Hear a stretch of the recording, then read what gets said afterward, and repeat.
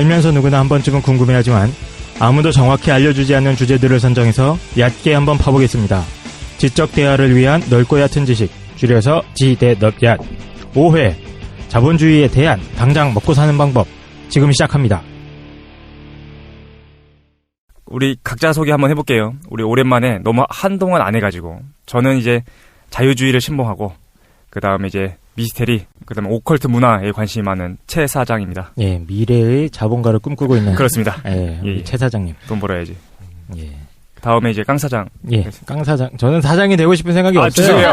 오늘 아침이라서 내가 지금 깡 선생입니다. 깡 선생. 죄송합니다. 예, 저는 사회 돌아가는 꼴에 불평불만이 많고 가득 찬 분노와 하여튼 불평불만이 굉장히 많은 인간이에요. 제가 기본적으로 조선시대에 태어나지만 곤장 백대지 말고 그러니까 불구가 됐을 텐데 능지처참 한번. 예, 능지차천까지는 아니, 알았어. 감이 작아가지고 제가. 알았습니다. 예, 어쨌든 깡 선생입니다. 저는 철학, 종교학 뭐 이딴 거 쓸데없는 학문에 관심이 있었는데 요새는 다시 먹고 사는 문제에 굉장히 관심이 많이 기울어지고 있습니다. 그렇죠. 사회주의, 뭐 공산주의 이런 거. 저 빨갱이 아니에요. 네. 독실이. 네, 이독실입니다. 저는 여기서 이 4명 중에서 유일하게 사실 이공계 고요. 그래서 사실 이공계 학생들이 가지고 있는 그런 것들, 과학, 수학 쪽에 관한 많은 흥미를 가지고 있고요. 그런 굉장히 어울리죠. 캐러멜과 팝콘이 어울리듯이. 무슨 말이야? 안 어울려. 무슨 말이야? 캐러멜과 팝콘이 어울리듯이 저는 과학과 어떤 종교에 종교라고 하면 좀 그런 기독교에 굉장히 독실한 네. 그런 과학도 사실 상당히 많이 신봉하고 있고요. 독실하게 또한 독실한 기독교인이기도 합니다. 반갑습니다. 미친 것 같은데. 똘끼가 장난. 무슨 덩어리. 잘 어울려요. 알겠습니다. 우리 마지막으로 이제 김도희께서. 네. 안녕하세요. 김도인이라고 하고요. 도 닦는 거에 관심 있고. 요즘에는. 되게 자연스럽게 거짓말이 아닙니다. 모르시는 분들은 사실만 얘기하는 거죠. 네.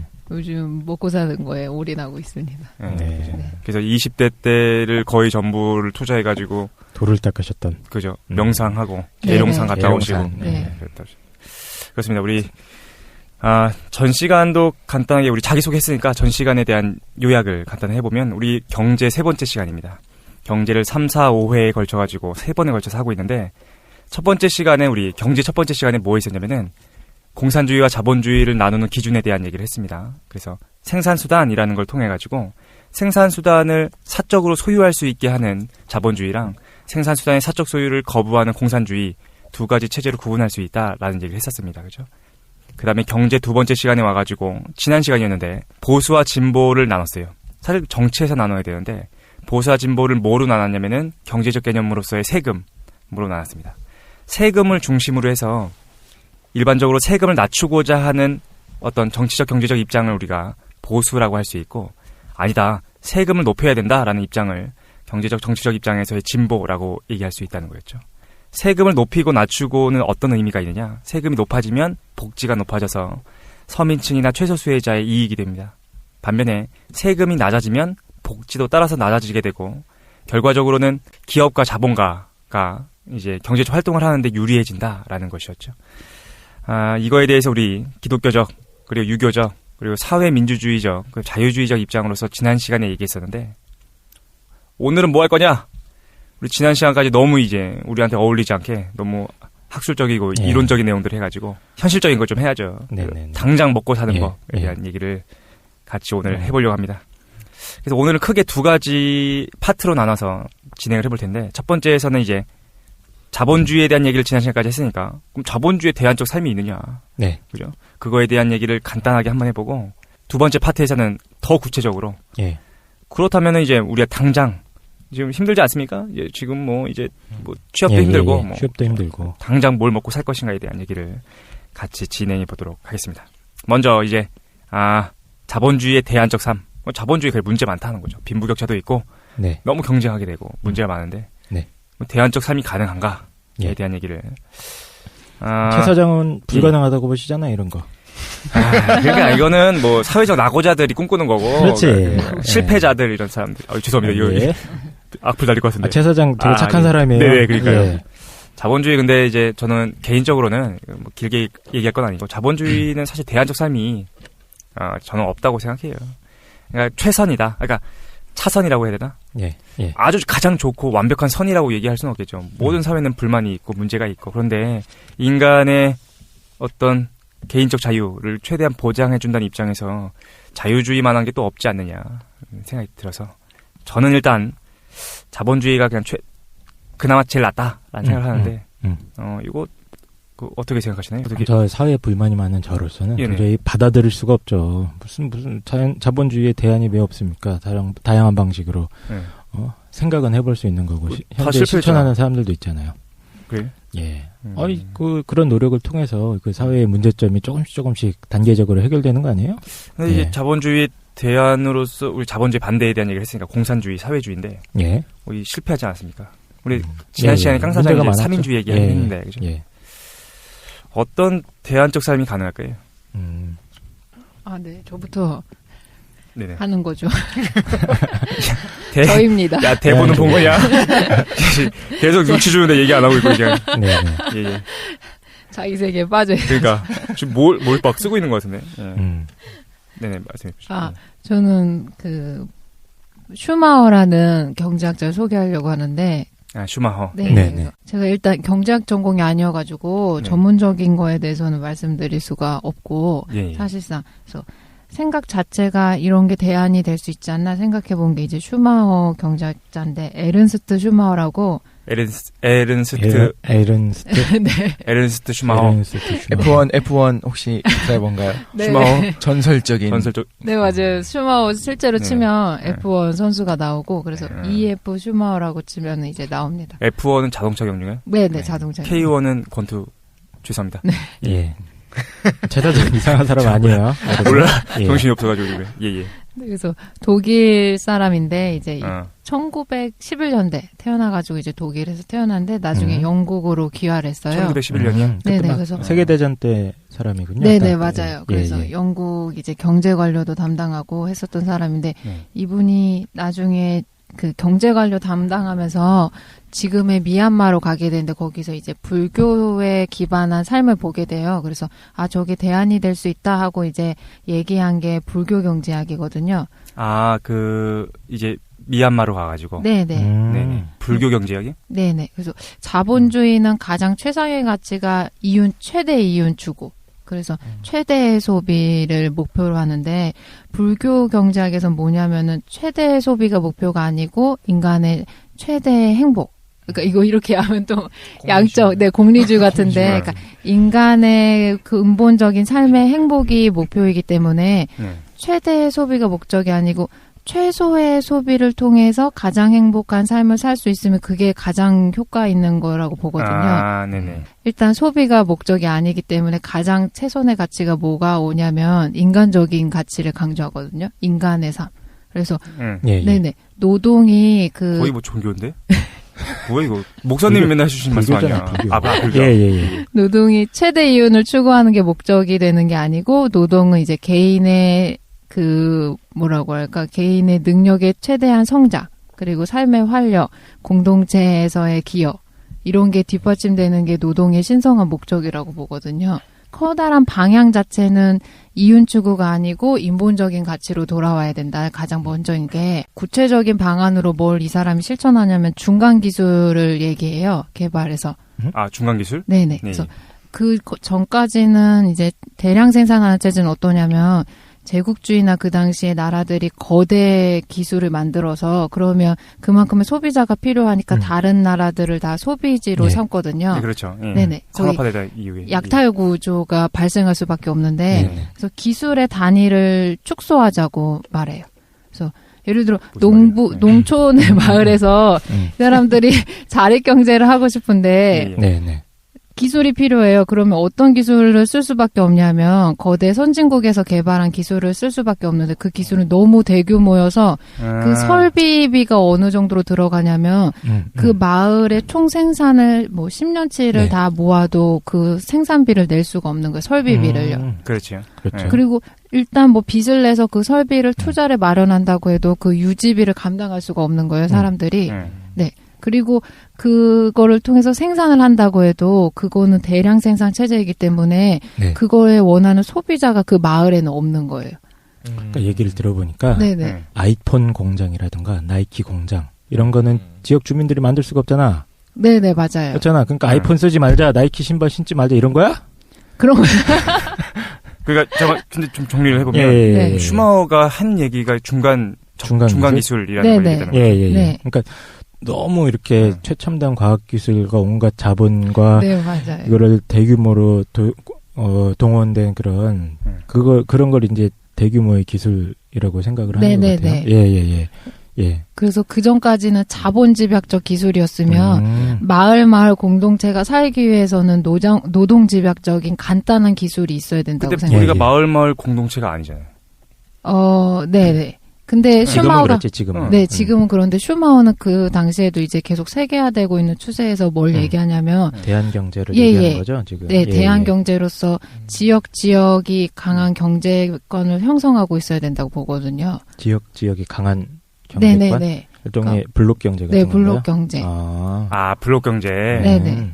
그러니까 근데 블록 경제가 슈마허가 하는 주장인가요? 네, 슈마허가 하는 주장이에요. 슈마허가. 네네. 그래 사실 그 얘기를 먼저 전제됐어야 되네, 그죠? 네. 그러니까 블록 경제가 돼야 된다라는 거예요. 네네. 그러니까 블록 경제가 되고 나서 그 안에서 활용할 수 있는 중간 규모의 소규모 공동체가 됐을 경우에. 네네.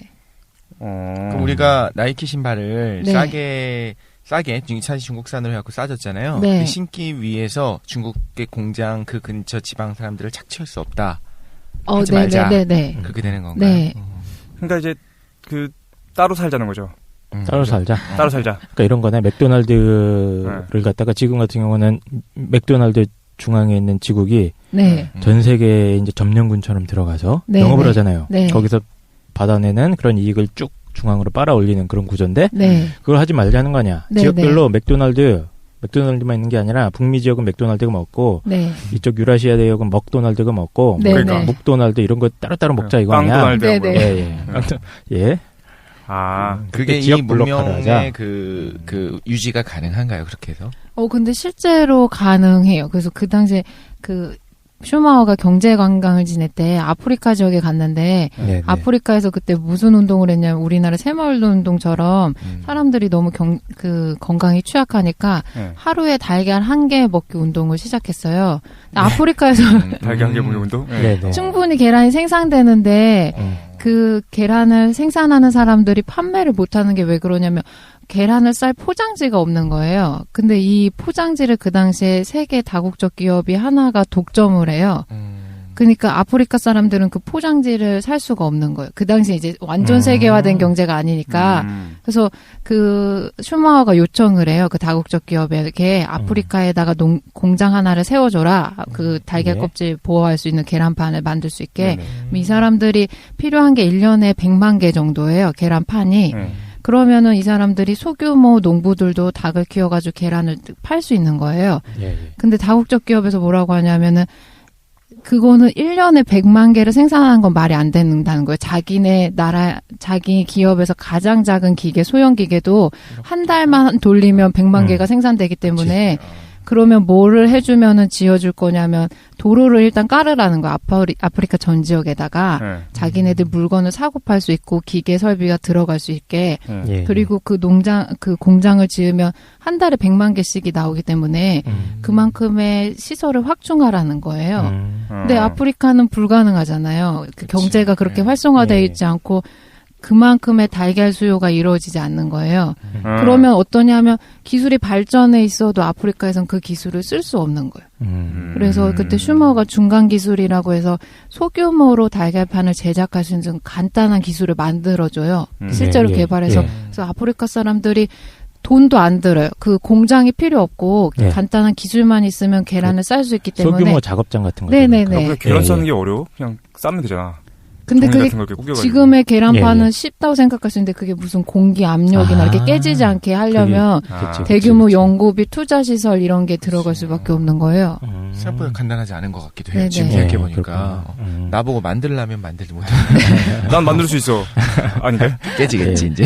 일단 정리하면서 갑시다. 정리하면은 슈마허가 얘기했던 거는 일단은 경제가 통합되지 않고 성장 지성주의를 반대하는 것 같아. 보니까 너무 효율만 생각하고 너무 효율만 생각하고 내가 한 달에 100만 개 만들 수 있는데 왜 안 만들어? 이렇게 보통 생각하잖아요. 현대 자본가적인 사유에 찌들어 있는 인간들은. 그렇죠? 근데 그런 거에 일단 근본적인 문제 제기를 하는 거죠. 네네. 그러면 산업화에 대해서 반대하는 건가요? 네, 반대해요. 미쳤구만. 야, 산업화하고 어떻게 살아? 그러면 그 슈마우가 주장하는 것은 그 아프리카 사람들끼리 공동체를 형성해서 자기네끼리 공장을 세우고 그래서 우리끼리 먹여 살리자는 건가? 아니면 그 다국적 기업한테 좀 손해를 보더라도 니네가 양보해서 그 100만 개, 1000만 개 생산할 수 있는데 100만 개만 생산하더라도 좀 들어와서 해줘라 이렇게 요구를 하는 건가요? 둘 중에 뭔가요? 전자예요. 전자 말씀하신 거예요. 가장 좋은 건 자립적으로 지역 주민들이 뭐 공장도 지역에 필요한 물건들을 만들 수 있는 소규모 그 공장들을 막 만들어가지고 그렇게 먹고 살자는 얘기인 것 같아요. 이 역사를 후퇴하자는 거네.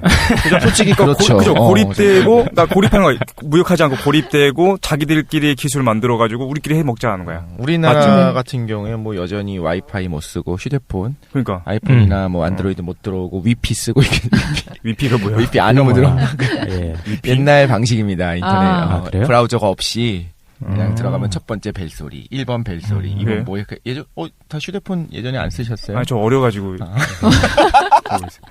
일단은 근데 이분이 보니까 그 나름 주류 경제학 무대에서 활동하시던 분이었던 것 같아요. 네네 맞아요. 리즈 시절에. 아니야. 리즈 시절. 이분이 뭐 독일 사람이었는데 영국으로 도망왔다는 뭐 그런.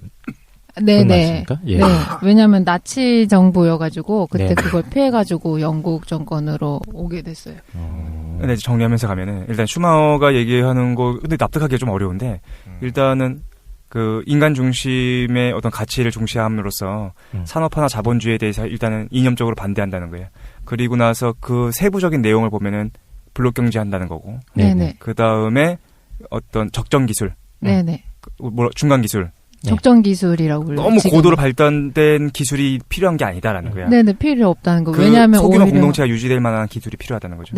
오히려 인간의 일자리를 빼앗기 때문에 이건 안 됩니다.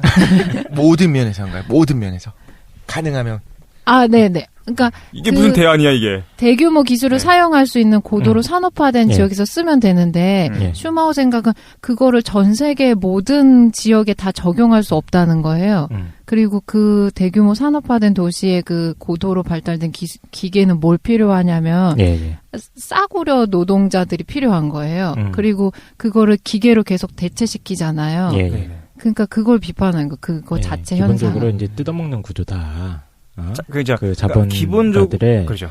오늘날 상황이랑 연관을 시켜서 생각을 해보면은 거대 다국적 기업들이 다 지배하고 있잖아요. 모든 산업 분야를 하나하나. 그렇지. 거기서 사실상 막대한 이윤을 뜯어가는 놈들은 자본가다. 몇몇 그 윗대가리들이니까. 공산주의. 빨갱이. 그러니까 아니 근데 이분은 보니까 옥스퍼드에서 경제학 공부하시고 뭐 거기서 교수도 하셨던 분인 거죠, 그렇죠? 영국에서요? 영국에서. 나중에 미국 이제 콜롬비아 대학에서 교수하는데. 근데 천재예요. 20대 초반에 이제 강의를 시작해요, 대학에서. 그래요? 근데 보통 외국 강의가 빨리 할 수도 있지. 당신 다 그러더라고요. 천재들은 다 20대 초반에. 그리고 영국 그 경제 관료로도 오랫동안 활동하셨던 분이고. 맞아요. 근데 그분이 그 1차 대전 후에 2차 대전 그때쯤에 이제 활동을 하셨으면 당시에 이제 자동차의 어떤 대량 생산이 막 시작될 때였고. 그래서 이제 당시 세대 상황을 생각해 보면 좀 이걸 지향하자, 같이 가자 이렇게 한 게 이해가 가는데 현실적으로 지금 우리가 대안을 하기는 힘들지 않나요? 그러니까 저도. 글쎄. 그래서 저도 이제 생각을 해볼 필요가 있을 것 같아요. 이거를 생각해봤는데, 그러니까 지금 자체 이미 발달된 거를 다 잘못했으니까 중단하자. 이건 불가능한 것 같고, 그러니까 이미 그러니까 뭐라고 하지? 시대의 흐름은 그 아예 역행하자 이러는 건 불가능하고.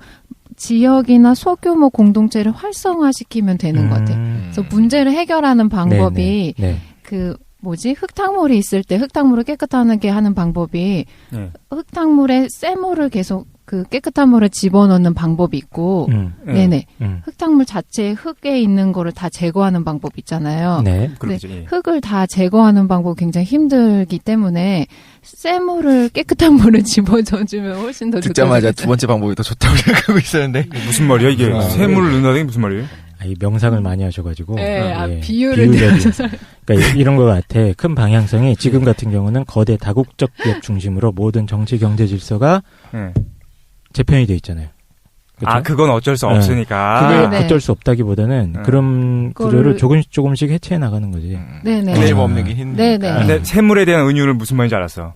그러니까 이제 흙탕물이 상태를 어떻게 바꿀 수는 없으니까 우리가 새롭게 이런 것들 해보자. 깨끗한 물을 계속 많이 집어넣어주면 좋은 방법 중에 하나는 뭐 예를 아주 쉽게 우리 상식적으로 생각하면 소규모 중소기업들이라든가 이런 쪽에 이제 정부 차원에서 그렇죠. 지원을 좀 강화해준다거나 아니면 소규모 지역 단위 공동체들 이런 걸 활성화할 수 있는 사업 같은 거에 대해 좀 더 우리가 관심과 지원을 기울이자 뭐 이 정도인가요? 네네. 대형마트 들어가지 말고 거기 그렇지 그런 거야. FTA 하지 말고. FTA 뭐 있던 거 계속. FTA는 FTA. 네. 그렇죠. 그렇지. 왜냐면 블록화하는 거잖아. 블록화를 최대한 만들어주고 장치 그 약자들을 보호할 수 있는 장벽들을 해체하면 안 되는 거고. 네네. 그렇죠. 그래서 아까 로컬마트라고 하셔가지고 그것을 지금 경제 대안으로 생각해 보면 어떠냐면 시골에 이제 농촌이 많이 쇠락했잖아요. 그렇죠. 그래서 지금 계시는 분들이 실제로 거기서 자립하고 싶은데도 뭐가 안 되냐면 온라인이 활성화되어 있기 때문에 온라인 판매를 하고 싶은데 문제가 뭐냐면 그냥 쌀이나 이런 기초 농산물로 가지고 하면 수익이 별로 안 나니까 이거를 조금 가공하면 수익성이 커진대요. 그래서 그 할머니 할아버지를 뭘 하고 싶으냐면 자기들이 생산한 농산물을 가공하고 싶은 거, 뭐 효소나 잼이나 이런 걸로 그래서 조금만 하면 뭐 고추장, 된장 같은 거 판매하면 수익이 되기 때문에 그래서 온라인이면 대형 유통마트를 통하지 않아도 되잖아요. 이게 문제가 뭐냐면 온라인에서 판매할 때는 그 식품법에 위반되지 않으려면 대형 공장 시설에서 그거를 생산해내야 된대요. 근데 할머니 할아버지들이 개개인의 뭐 마을에 그 설비비를 댈 수가 없는 거예요. 협동조합 같은 형태가 좀 필요하겠네요. 네네. 그러니까 대규모로 될 수밖에 없으니까 그러니까 크게 농사짓는 분들은 대형 그런 구조에게 넘기고 대형 이제 공장들에게. 그러니까 소규모 농부들은 그냥 1차적으로 판매밖에 못 하는 거예요. 현실 구조에서. 그러니까 제가 생각하기에 중간 기술은 뭐냐면 이분들이 효소나 잼 같은 거를 대규모 농장이 아니어도 그 마을 단위의 작업장 같은 거 간단한 기술로 인해서 생산하면 온라인에 판매할 수 있게끔 그런 거를 개발해주는 게 중간 기술인 것 같아요. 그러면 그분들이 대형 구조에 의존하지 않아도 자립 경제를 할 수 있잖아요. 그래서 이런 통로를 좀 많이 마련해주면 좋을 것 같아요. 현실적이기도 하네요. 굉장히 처음에는 좀 말도 안 된다 생각했는데 듣다 보니까 이거 굉장히 건강해질 수 있는 방법인 것 같고 오히려. 사실 이거 그 사업을 펼치려고 한 적이 있었는데 화장품 사업을 하려고 했는데 사장이 진짜 사업가 나 별거 다 해봤어. 들어봤습니다. 화장품 비밀로 하라면서 왜 얘기해야 되나 하려고 했는데 이게 제도가 이게 화장품은 어렵지 않은데 영세 규모로 할 수 있는 제도가 아닌 거예요. 그러니까 꼭 어떤 화장품 제품 관리사를 고용해야 되고 그러니까 규모가 있고 비용을 투자할 수 있는 사람들만 할 수 있게끔 해놓은 거예요. 이게 적정 기술 어떤 면에서는 국가가 그걸 해줘야 되겠네요, 그죠? 제도적인 면에서 중간 기술, 그다음에 소규모 영세 업체들이 합법적으로 할 수 있게끔 제도를 마련해야 된다는 거예요. 실제로 근데 굉장히 그런 품질 관리 같은 게 필요하긴 하죠. 실제로. 그렇죠. 이제 법의 취지는 있었겠죠, 원래. 아니야. 근데 화장품 얘기는 나중에 한번 해보도록. 어느 생각은 들어요. 어떤 건지 알 것 같아요. 사람 몸에 바르는 거니까 굉장히 까다롭긴 한데 또 김치찌개 만든다고 유기농 어쩌고저쩌고 하면서 이렇게 유기농을 욕하는 건 아닌데 막 그런데 가면 길거리 샵 같은데 가면 굉장히 이제 자기네가 직접 만든 핸드소프 같은 거 팔기도 하잖아요. 그런 건 되는데 화장품은 안 된다. 그러니까 이상한 거야. 김치찌개는 그냥 파는데 왜? 어쨌든 알겠습니다. 사업하다 망해가지고 지금 제도 좀 완화해줘. 알았습니다. 제도를 제도를 완화해라. 지금 이 시점에 세금도 낮춰줘. 알겠습니다. 일단 슈마워 얘기. 에른스트 슈마워에 대한 얘기를 슈마워 얘기는 아니었어요. 이분 대표적인 책이 있더라고요. 네네. 그 관심 있으신 분들은 작은 것이 아름답다라는 책이 있어요. 대표 서적이에요. 들어봤어요. 그러니까 이쪽 업계에서 되게 고전적인 책인 것 같아요. 네네. 예. 그리고 그 이게 대한경제라던가 한 책이 통짜가 아니고 단편 강연집이랑 연설집 모아놓은 거여서 읽으시기도 편할 것 같아요. 어떻게 보면 지금 말씀하셨던 그거와 좀 연결시켜가지고 네. 실제로 이렇게 하는 데가 있어가지고 제가 조사를 좀 해왔는데, 네네. 이제 우리가 두 번째로 얘기해 슈바우어 다음으로 우리가 대한적 삶으로 얘기할 수 있는 게 오로빌에 대한 얘기를 좀 조사해왔어요. 네. 그러니까 현실적으로 한번 찾아봤거든요. 자본주의의 대한적 삶이라는 것이 실제로 가능한 실제로 것이 가능한가? 그랬더니 있어. 어떤 있어요? 공동체를 이뤄가지고 자급자족하려고 하는 애들이 있는 거야. 사기꾼 같아.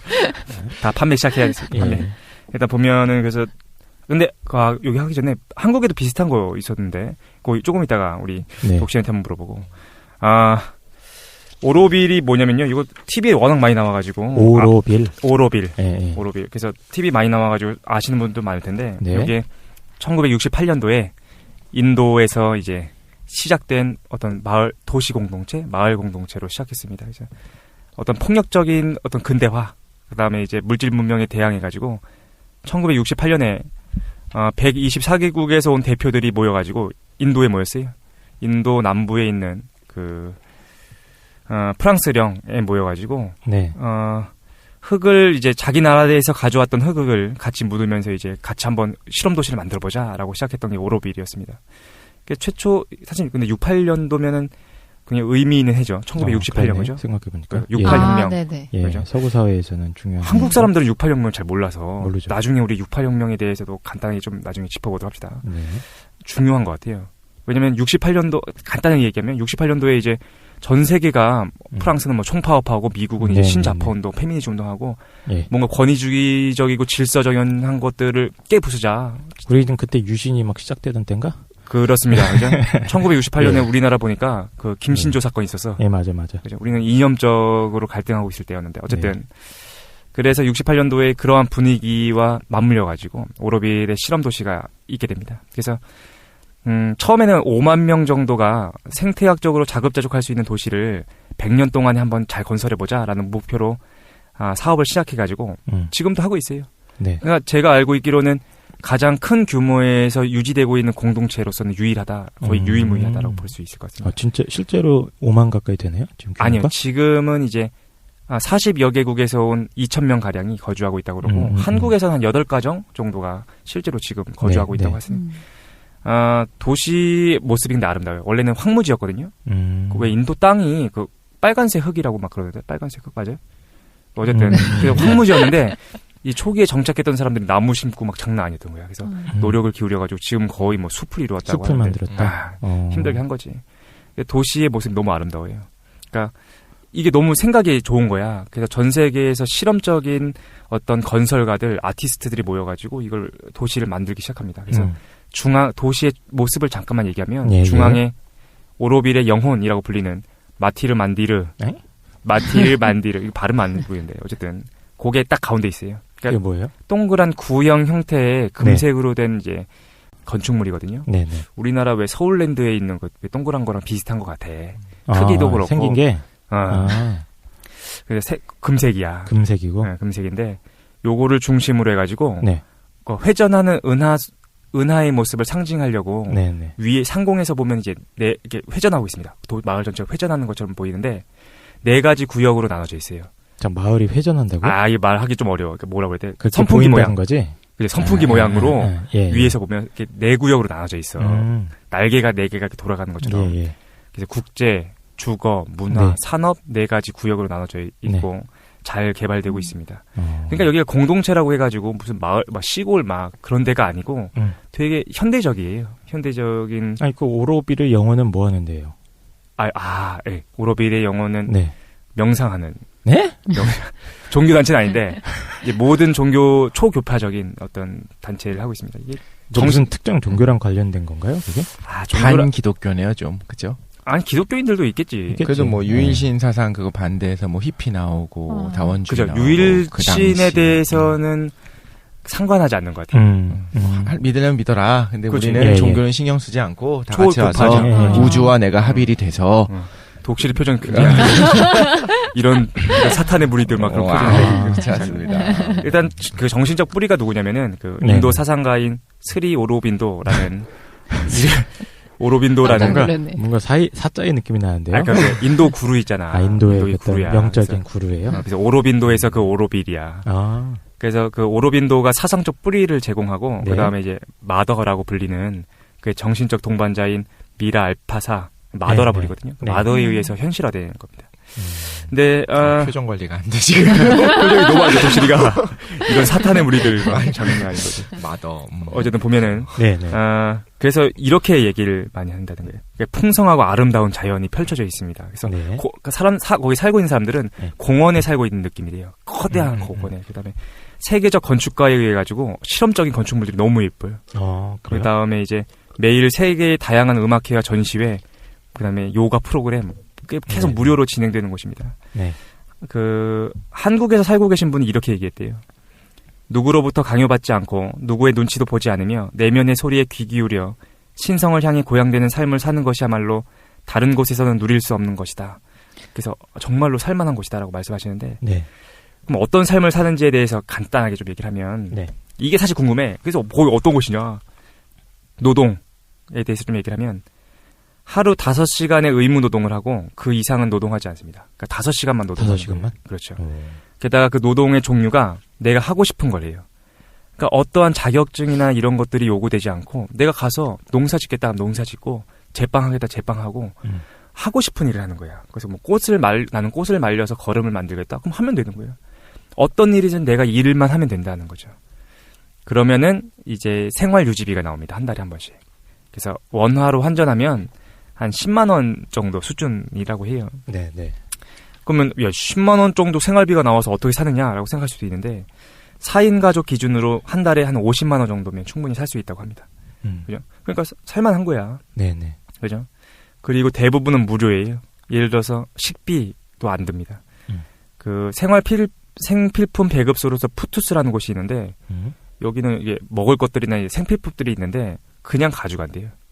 그냥 아무나 내가 필요한 만큼 가져가면 돼요. 그냥 가져가면 돼? 그렇죠. 근데 조금 많이 가져가면 좀 이제 제재를 받는다고 하는데. 예. 그 다음에 음식점이 또 있어요. 그러니까 솔라키친이라고 그래가지고. 내가 여기 치킨이라고 썼어. 솔라키친. 태양열로 하는 이제 조리하는 곳인데. 예. 한 끼가 1,000원 정도. 예, 이렇게 맛있게 먹을 수 있게끔 나옵니다. 각자 알아서 조리를 하는 데죠, 거기는? 아니요. 거기서. 조리사가 있어? 네, 조리사가 해줘서 1,000원에 사먹는 거야. 1,000원 주고? 근데 사먹기 싫으면 내가 아까 전에 얘기했던 그 푸투스에 가가지고 내가 몇 개 가져와가지고 먹으면 돼. 공짜야, 공짜. 공짜라고? 병원, 이발소, 교육, 체육 다 무료입니다. 장난이에요.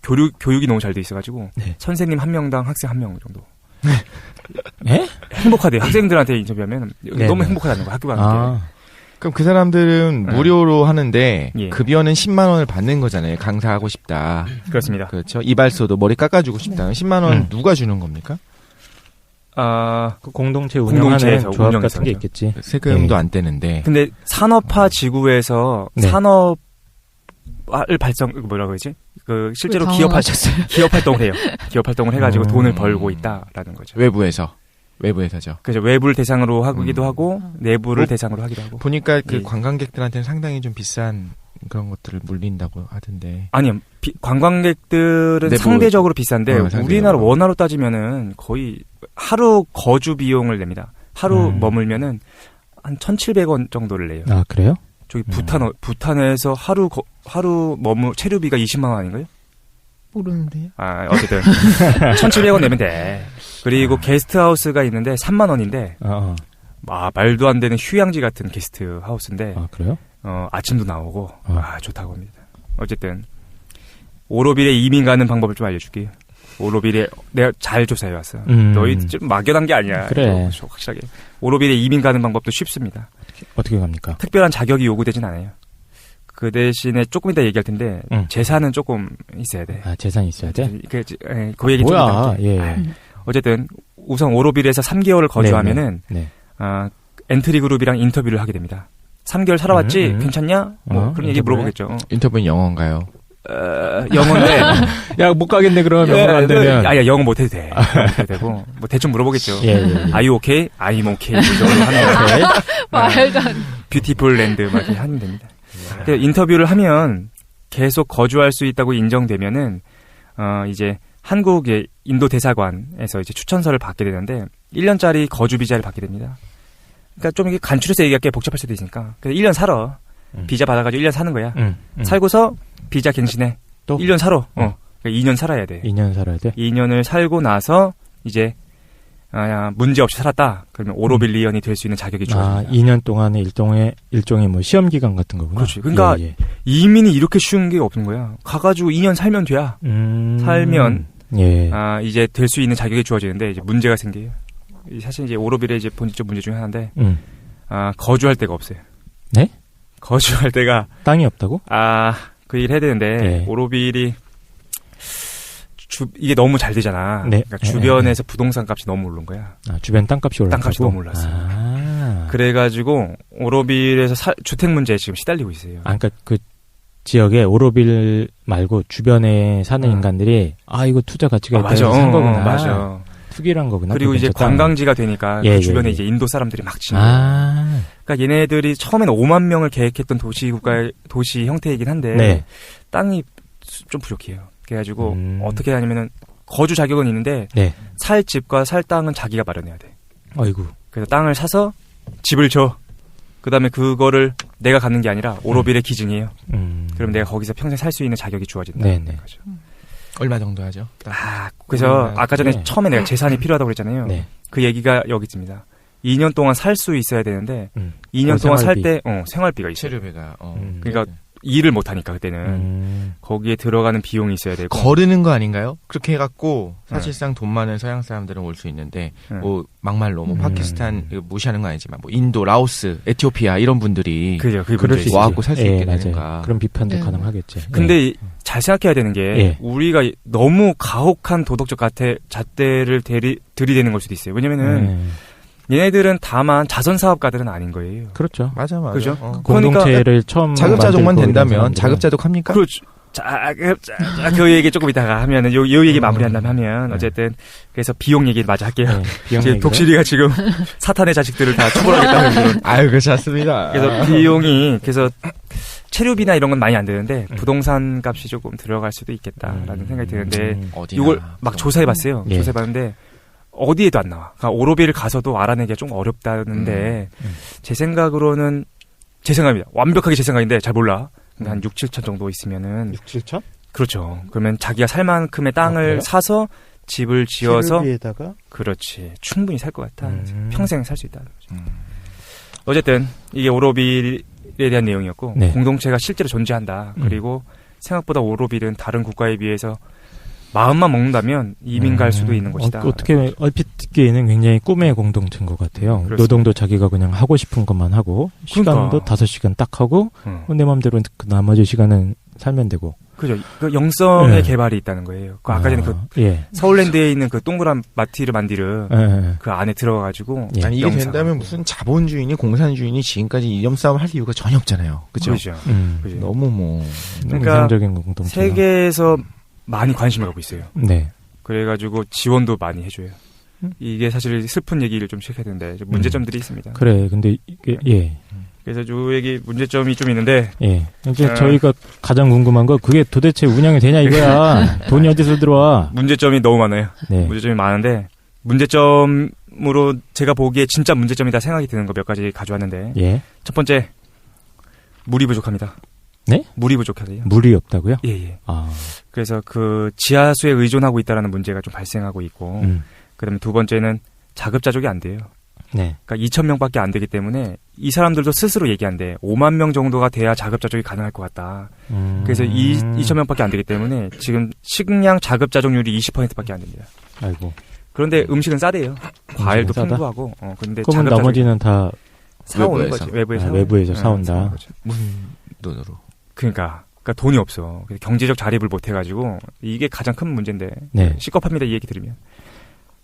지금까지 35년 동안 UN, 그다음에 유럽연합, OECD, 프랑스, 벨기에, 캐나다, 독일, 미국 등에 삥 뜯어가지고 연간 약 400만 달러, 우리나라 돈으로 45억 정도를 매년 지원받고 있어요. 공동체 유지를 위해서 2,000명이 45억. 야, 이걸로 뭐에 쓴 거야 도대체. 어쨌든. 그게 문제. 그러니까 자립을 못 해고 있어. 경제적 자립이 힘들구나 현실적으로는. 그러니까 인류가 꿈꾸는 거야. 얘네가 잘 살았으면 좋겠고 그래서 지원해 주는데 자급자족을 못 하고 있어요. 그러니까 인구 규모가 어느 정도 돼야 농장 경영도 할 수 있고 그럴 텐데. 물부족 얘기하는 거 보면 처음부터 위치 선정이 잘못했어요. 2,000명인데 물부족이면 5만 명 절대 그렇죠. 그 위치 자체가. 그러니까 얘네들이 수세식 화장실에 쓰고 막 그런데. 그러니까 기술을 포기하지 않아요. 기술을 포기하지 않아요. 친환경적으로 하려면 그러지 않았어요. 그렇죠. 그래서 그게 문제고 아까 전에 얘기했던 거 좀 또 문제가 아까 전에 집을 개인적으로 마련해야 되는 문제. 에어컨도 있을지도 몰라요. 에어컨도. 에어컨 다 있어요. 그러니까 살기 좋은 곳이야. 살기 좋은 곳이네 진짜. 실버타운이야 진짜 실버타운. 미래 도시는 미래 도시. 그러니까요. 예. 그래서 이런 문제들이 좀 있고 네. 나머지 이제 또 이런 게 문제가 되는데 굳은 일을 안 하려고 한대요. 자기가 하고 싶은 것만 하니까. 그래서 굳은 일이잖아요. 뭐 하수구 청소. 사실 우리 군대 가서도 막 그런 거 하기 싫잖아. 뭐 변기 닦는 거 이런 거 난 하기 싫은데 짜증나 시키고.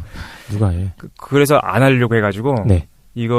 근데 이거를 누가 막 강요해서 시킬 수도 없는 거야. 그렇지. 하고 싶은 것만 하니까. 그래서 얘네들이 고용한대요. 인도 옆에 타밀 지역에 있는 노동자를 고용해서 운영하고 있다. 뭐야 이거 귀족과 노예 아니야 그냥. 그러니까 진짜 실버타운이야. 뭐가 달라요? 근데 실버타운인데 문제는 자기 돈으로 하는 게 아니라 남의 돈으로. 괜찮은데? 괜찮네. 우리끼리만 알고 있죠.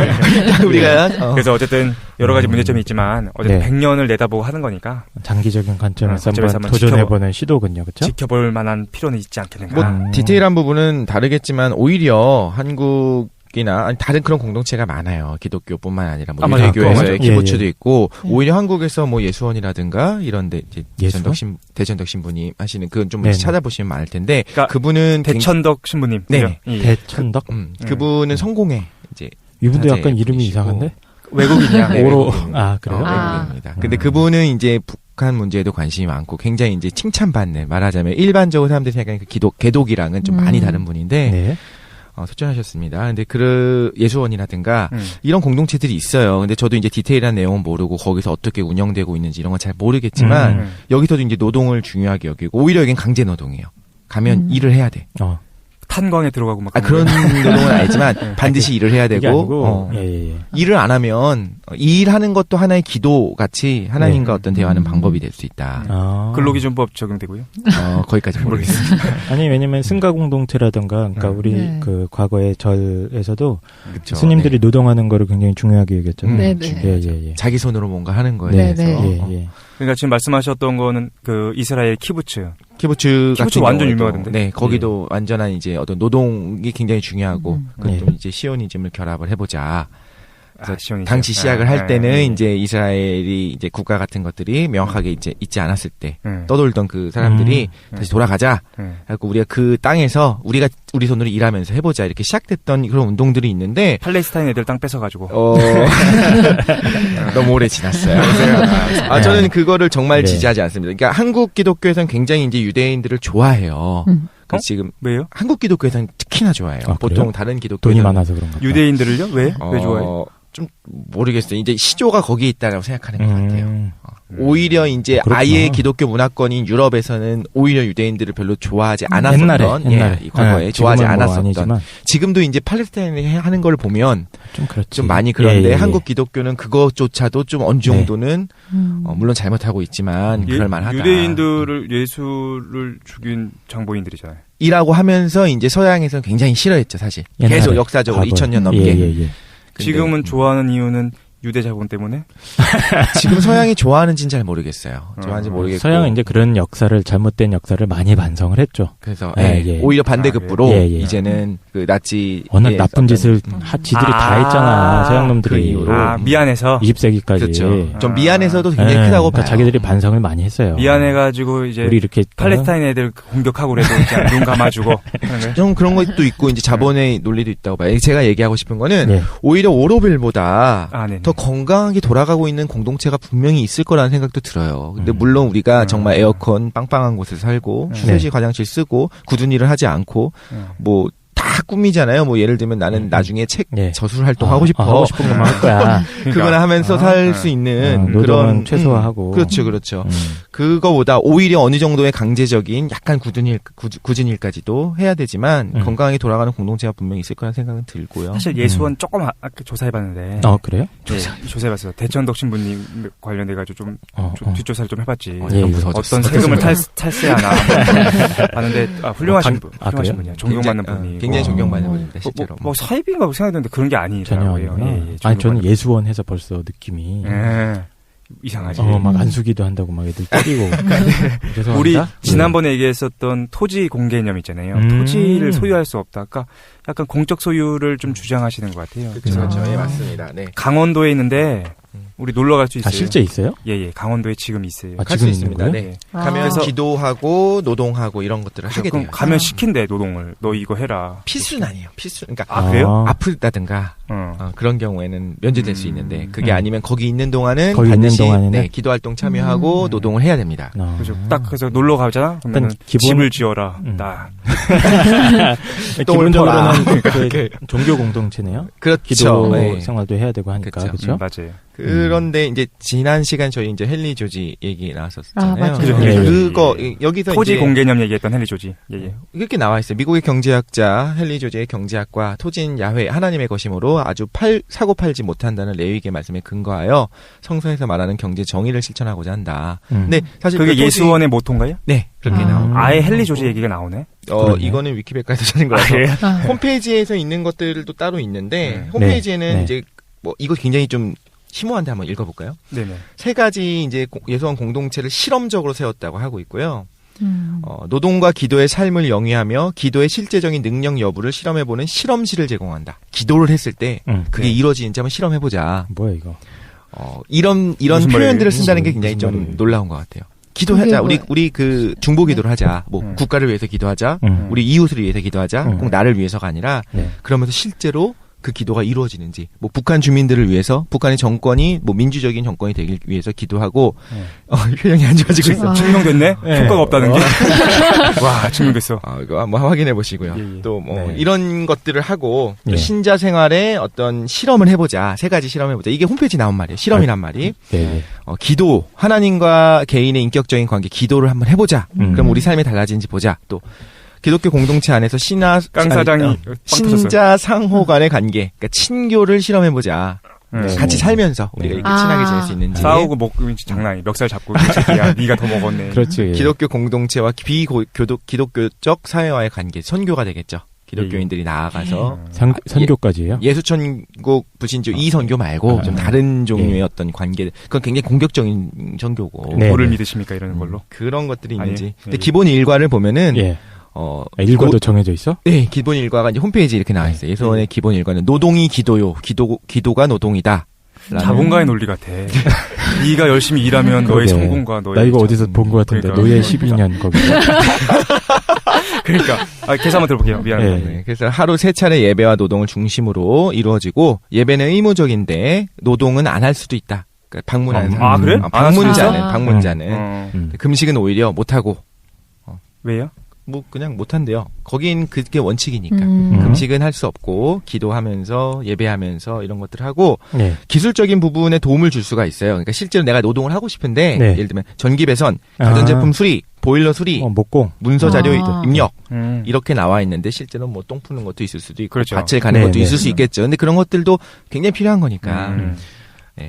이렇게 나와 있는데 저는 오히려 이게 더 건강한 것 같아요. 노동 시간 규정은 없나요? 그런 얘기는 따로 없네요. 아니, 그 얘기를 쭉 들어봤는데 나 같은 사탄의 자식은 못 들어갈 것 같아요. 난 노동 시간만 짧으면. 그래요? 아니, 기본적으로 기독교 공동체니까. 기독교로 개종하려고? 할 수도 있지, 뭐.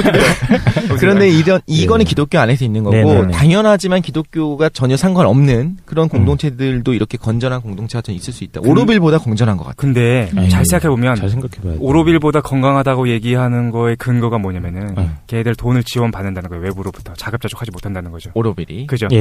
그리고 실제로 계급이 있다는 거죠, 내부에. 근데 예수원도, 외부적 헌금이 있지 않을까? 재단이 있을 텐데, 재단이. 그런 건 있을 수 있을 것 같아요. 그래서 제가 내부적인 건 정확히 모르겠는데. 내부적으로 뭐 사업을 하나요? 걔네가? 그런 건 아니었던 것 인형 같아요. 눈 붙이고 제가 보기에도 기본적으로는 사업 같은 걸 하지는 않는 것 같아요. 그게 이제 굴러가기 위한 어떤 우리가 노동들이 있고 물론 헌금이 있을 거라고 봐요. 네. 들어갈 때 뭐 재산을 다 바치고 그렇게 뭐 수도원 같은 개념은 그런 건 아니라서 아니에요? 거기 사는 분들이 있고 거기 이제 기도원처럼 와서 좀 묵다 가시는 이런 식으로 될 것 같아요. 사실 우리가 좀 삐딱하게 얘기하고 있는데 되게 존경받는 공간이라고 하더라고요. 근데 이건 우리 잘 모르니까 요번에 한번 시간을 내 가지고 한번 같이 한번 갔다 오시죠. 그래서 여러분 청취자 여러분께 정확한 정보를 하기 위해서 우리 독실이를 보내 가지고 노동을 실제로 한번 시켜본 다음에 노동의 강도, 시간 조사해서 오겠습니다. 좋습니다. 예, 좋습니다. 우리 얘기를 좀 정리해 보면 지금 뭐에 대한 얘기를 하고 있느냐? 자본주의의 대안적 삶에 대한 얘기를 하고 있고, 그렇죠. 첫 번째로 슈마허에 대한 얘기를 들었어요. 슈마허가 얘기하고 있는 거는 크게 두 가지였던 것 같습니다. 제 생각으로는 첫 번째는 가장 기본적인 거. 기본적인 것부터 얘기해야 되겠죠. 그래서 이윤이 중심이 아니라 인간 중심으로 사고해야 된다는 거죠. 성장만 강조하는 그렇습니다. 성장지상주의가 아니고 그렇죠. 인간을 고려해야 된다. 구체적인 방안으로서 두 가지. 경제에 대해서 자유화보다는 블록화. 두 번째는 적정 기술을 통한 그 지역 공동체가 살 수 있는 방안을 마련하자는 거였습니다. 그러니까 소규모 작업장 중심으로. 그렇죠. 그게 어떻게 보면은 공동체를 얘기할 수도 있다라는 생각이 들고 마을 공동체. 그거에 대한 구체적인 사례로서 오르빌에 대한 얘기, 그 다음에 예수원에 대한 얘기를 우리 같이 나눠봤는데 예수원은 잘 모르겠어요. 근데 오르빌 같은 경우에는 문제가 많이 보인다는 거죠. 자급자족하지 못하는 문제, 그다음 외부에 의탁하는 문제들이 발생하고 있다. 그러니까 어떻게 생각해보면 일종의 도피처 같다는 생각도 들어요. 그렇죠. 근데 이 사회 안에서 뭔가 실현하다기보다는 자기 돈으로 가라는 거야. 자기 돈으로. 야, 근데 나는 막 1억 정도 벌었다. 그럼 갈 것 같아. 그래요? 진짜? 가서 1억 정도 얼마 좋아. 뭐 괜찮을 수도 있어요. 일단 대출 받아서 1억을 쓰면 안 돼. 1억을 죄송합니다. 딴 얘기하는 그만하고 어쨌든 이렇게 돈 얘기만 나오면은 계속 딴 얘기하고 싶어가지고 일단 우리 대안적 삶에 대한 얘기했는데 구체적이진 않아. 그래서 우리 두 번째 파트 당장 뭐 먹고 살 것인가에 대한 얘기를 잠깐만 쉬고 진행하도록 하겠습니다. 알겠습니다.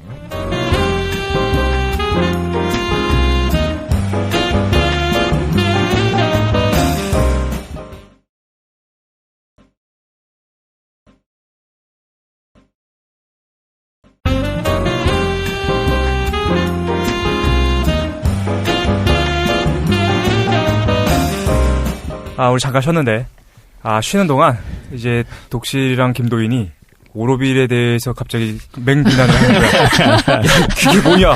독실한 김도인? 그러니까. 둘이서, 김도인하고. 왜 그러죠? 그거, 오로빌 얘기 잠깐만 한 다음에, 이제. 아까 뭐였죠, 우리? 실제로 먹고 사는 법 얘기를 할 텐데. 잠깐만 해봅시다. 오로빌 왜요? 오로빌 뭐 어때서? 너무 공격적으로. 제가 오로빌도 뭐 가서 살아보지 않았기 때문에 그냥 뭐 표면적인만 보고 가치 판단하기가 어렵지만 그 논리가 그 자본주의 논리랑 똑같은 것 같아서 왜냐면은 50억 정도의 원조를 받고 이 사람들이 어떠냐면 자본주의는 절제가 필요가 없는 거예요. 그래서 최소로 돈을 들여서 최대 이윤을 뽑아낼 수 있으면 그게 대량 생산 체제잖아요. 근데 오로빌 사람들의 삶의 형태가 그거랑 완전 똑같은 것 같아요. 그래서 5시간 자기 하고 싶은 일을 노동하는 거는 누구나 하고 싶어 하잖아요. 그렇죠. 그리고 생활에 유지하는 거는 5시간 최소 노동, 그리고 힘든 일은 안 해도 되고 좋아하는 일만 해서 그걸 뭘 누리냐면은 거기에서 50억 원조를 받아서 유지되는 되게 어떻게 보면 가장 안락한 삶이잖아요. 그거를 누릴 수 있다는 건 뭐냐면 5시간 대비 효용이 너무 큰 거예요. 삶에서의 만족도가. 그러니까 그거를 지지하는 기반이 일종의 착취다. 착취고 또 너무 자본주의적이다. 완전 자본주의 논리에 똑같은 것 같아요. 대안이 아니고. 여기서 말하는 자본주의 논리라는 거는 적게 일한 다음에 많은 걸 얻으려고 하는 최소 비용으로의 최대 효과, 효용. 근데 생각해보면은 우리가 완벽하게 어떤 황무지에서 무엇인가 시작할 수는 없어요. 무슨 말이냐면은 우리 한국의 대기업이 성장한 것도 국가적인 어느 정책적인 아니면 실질적인 경제적인 지원이 굉장히 오랜 기간 동안 있었던 거예요. 생각해보면은 우리가 새롭게 우리 미래에 대해서 새로운 우리가 지금 살고 있는 것과 다른 어떤 대안적인 공동체를 마련한다고 한다면 어느 정도의 돈이 투자돼야 되는 거 아닌가라는 생각도 들어요. 초기 모습이니까 오로빌이라는 게 조금 성장해야 되지 않겠는가? 35년이 지났는데 2,000명 정도 됐고 전혀 자급자족은 안 되고 그리고 이게 자급자족이 되려면 이 핵심 기조가 바뀌어야 돼요. 하고 싶은 것만 하면 말이 안 된다니까. 아, 그래? 강제적인 게 들어가야죠, 당연히. 강제 노역 15년. 강제 노역 15년. 그걸 노역으로 막 노예처럼 부린다는 건 아니고 뭐 이게 그거에 대해서 그렇네요. 그 사회 시스템이 좀 수정될 부분들도 보이네요. 얼핏 보니까. 예. 아까 그 절에서도 절이 아니지. 네네. 영상. 저 이게 딱 제가 보기에 대비됐던 게 뭐냐면 그 예수원도 저는 거기 가서 체험은 안 해봐서 모르겠는데 예수원도 원조를 받으니까 똑같지 않냐라고 말씀하셨는데 원조에 대해서는 우리 사실 관계는 확인 안 되거든요. 확인 안 되는데 헌금은 분명히 있을 거라고 헌금이나 이런 거 모든 종교 공동체는 헌금이 이제 들어오니까 근데 그거랑 다른 게 예수 공동체는 오로빌 같은 삶의 극대화된 뭔가 안락을 추구하는 건 아니잖아요. 그러니까 삶이 절제되어 있어요. 그리고 노동을 하니까 자급자족의 능력이 크거든요. 거기에서 헌금이 오고 가는 거는 부수적인 요인이지, 그러니까 그걸 기본의 절대적인 요인은 아닌 거예요. 그러니까 예수원은 자기가 생산하는 것만큼을 소유하고 절제한다는 거야. 네, 그러니까 제가 봤을 때 가치가 다른 것 같아요. 금욕주의자들. 그러니까 오로빌은 자본주의 논리랑 되게 똑같은 유사한 구조로 운영되고 그런가요? 예수원 같은 거는 이제 예수원 같은 게 아니고 예수원 공동체는 어떻게 보면 슈마허가 말한 거 인본주의 같이 가장 그래서 절제된 삶으로 운영되는 원리인 것 같아요. 이게 똑같이 저는 이제 도 닦으러 다니는 게 전공이니까. 저는 개인적으로 오로빌 가고 싶은데 나는. 그러겠지. 그러게. 5시간만 하면. 내가 하고 싶은 일 하고 싶어. 5시간만. 그러면은 안락한 삶이랑 막 되게 아름다운 풍경 이런 걸 다 누릴 수 있으니까. 그런 기저에 있는 욕망이라는 게 결국에는 자본주의적 인 거랑 별 차이가 없는 것 같다는 말씀. 누군가는 하기 싫은 일을 해야 된다는 거고 그게 여기 오로빌에 결코 들어올 수 없는 인도 지역 어떤 그 노동자들이 했다는 거고. 네네. 도 닦는 거는 지금 말씀하셨던 거. 그러니까 명상도 두 가지 논리로 되게 운영되는데 사람들이 선호한 건 자본주의 논리에 의한 명상 운영 방식을 되게 선호해요. 어떤 거면 돈 내고 갔으면 아무것도 안 시키는 거예요. 요즘 유행하는 힐링에 대한 산사체험. 템플스테이는 어떠냐면 쉬러 가는 거예요. 가서 그냥 일어나서 아무런 스트레스도 없고 노동하지 않고 그냥 쉼의 여가 시간을 가지고 이제 나오는 음식 먹고. 근데 실제로 명상은 그렇게 운영되지 않고 새벽 3, 4시부터 일어나요. 되게 고되요. 빡세고.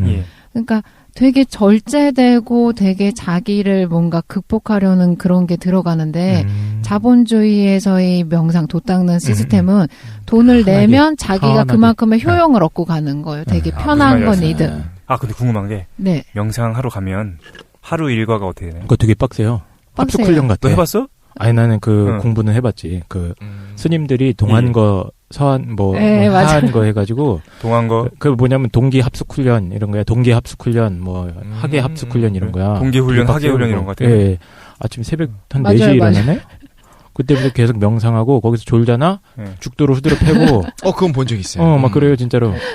동자생들. 네네 맞아요. 그리고 음식 먹는 것도 되게 절제돼 있고 하루 3끼를 막 다 풍요롭게 챙겨 먹는 것도 아니고 되게 소식으로 아침 보통 점심 저녁은 안 나오는 경우가 많고. 네네.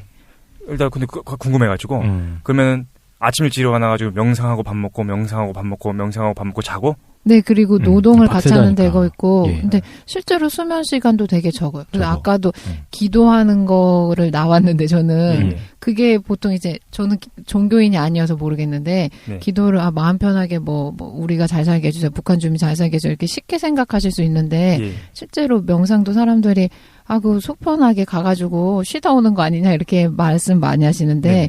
굉장한 노동이랑 유사해요. 네네. 무슨 진짜 노동을 해봐. 장난. 근데 나 궁금해가지고 나중에 우리 명상이나 기도에 대한 얘기를 진짜 궁금해. 주제를 뽑아가지고 그게 아무 효과도 없다는 걸 한번 증명해보겠습니다. 맞아요, 알겠습니다. 네네.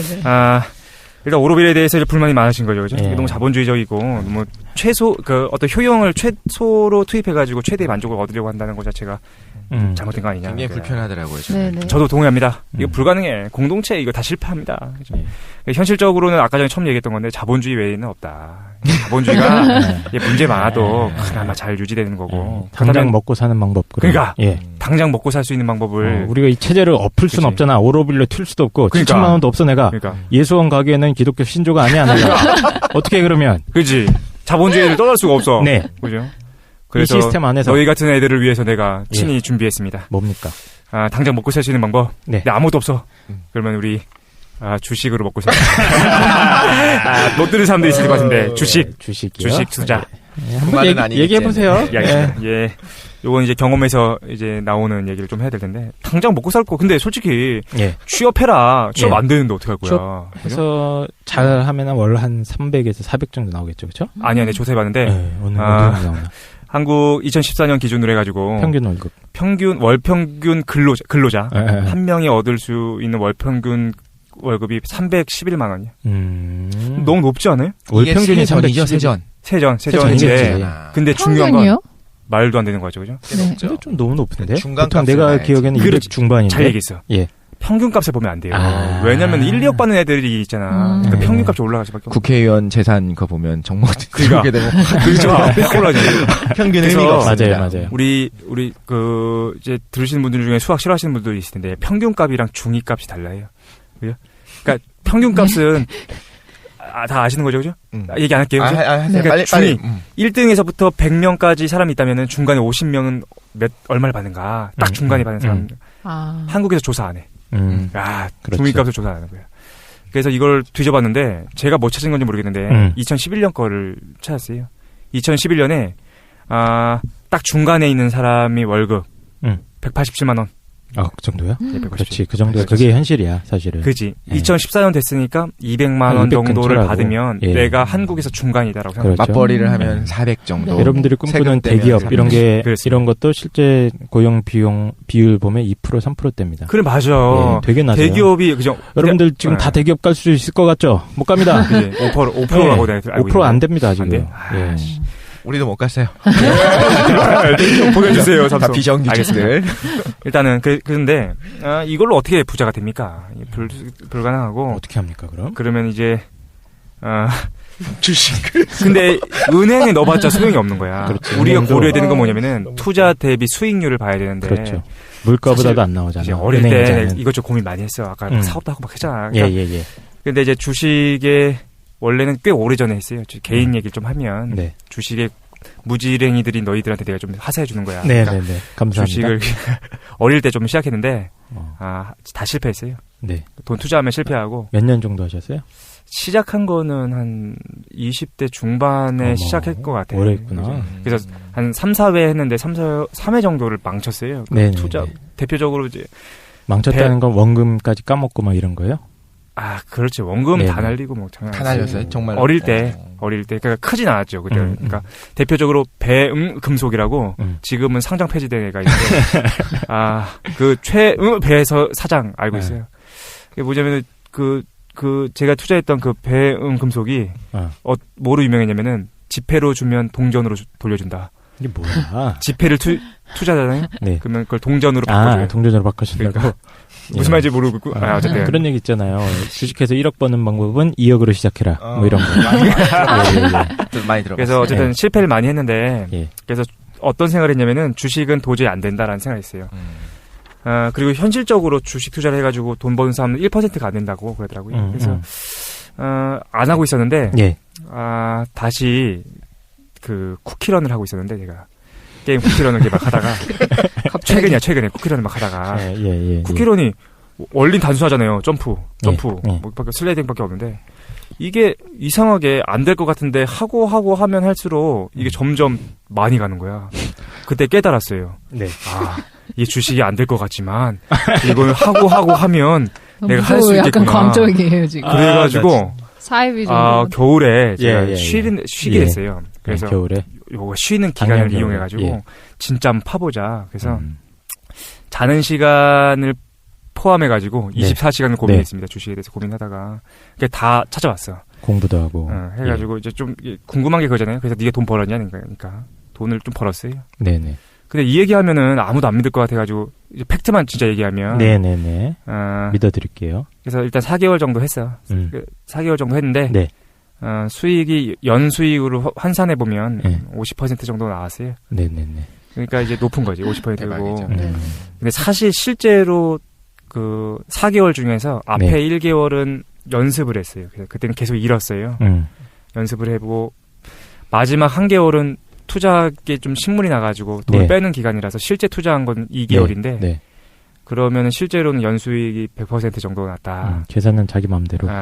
진짜 100% 정도 났다라고 볼 수 있는데 일단 주식에 대한 얘기를 좀 하면 그러니까 실제로 근데 이 얘기하면 다 거짓말이라고 그래. 그리고 기간도 짧았기 때문에 사실은 이게 완벽하다라고 얘기하기 힘든데 어떤 걸 알게 됐냐면은 가능하다라는 걸 알게 됐어요. 가능하다. 근데 주식에 대해서 간단하게 얘기하면 주식에 4가지 방법이 있습니다. 첫 번째 스캘핑, 두 번째 데이, 세 번째 스윙, 마지막으로 중장기가 있는데 보통 사람들이 주식 투자라고 하면은 회사원들이 일반적으로 하는 거는 중장기야. 자기가 워렌 버핏인 줄 알고 미래의 가치에 막 투자하는데 이거 100% 안 돼요. 100% 안 되는 거고. 왜냐면은 예를 들어서 포항제철 같은 경우에 한 3, 4년 전에 지금 정확하게 수치 모르겠는데 한 10만 원대가 넘었었거든요. 근데 지금은 그 전에 가격으로 올라간 게 한 번도 없었어요. 그러니까 계속 떨어지기만 하는 거야. 중장기로 하면 실패예요. 알겠죠? 그래서 실제로 개인이 돈 벌 수 있는 방법은 스캘핑, 데이, 스윙인데 스캘핑은 뭐냐면 분단위로 하는 겁니다. 사고 팔고 건데 개인적으로 결론만 얘기하면 이거 못해요. 왜냐면 될 것 같죠. 근데 뭐가 뭐냐면 세금이 붙어. 세금이 3.3%인데 스캘핑을 하면은 개인은 계속해서 3.3%씩 잃으면서 돈을 잃게 됩니다. 데이는 뭐냐면은 하루에 한 번 사서 한 번 파는 거예요. 근데 이거는 가능해 보여요, 저는. 그리고 세 번째 스윙은 일주일 정도를 보유하고 있는 겁니다. 그래서 하루에서부터 일주일 사이에 사서 팔고를 반복하는 건데 저는 스윙을 했어요. 그래서 동시에 한 30주 정도, 그러니까 30개 종목들을 사고 팔고를 반복을 했는데 비법이 뭐야? 이렇게 서두가 미안해. 그래서 비법은 없다. 비법은 없고 죄송합니다. 비법은 없고 방송 끝내겠습니다. 뭐야? 얻은 결론이 있어. 얻은 결론이 그 고민했더니 네. 다 거짓말쟁이라는 게 얻은 결론이에요. 누가요? 뭐 기술적 분석이라고 해가지고 네.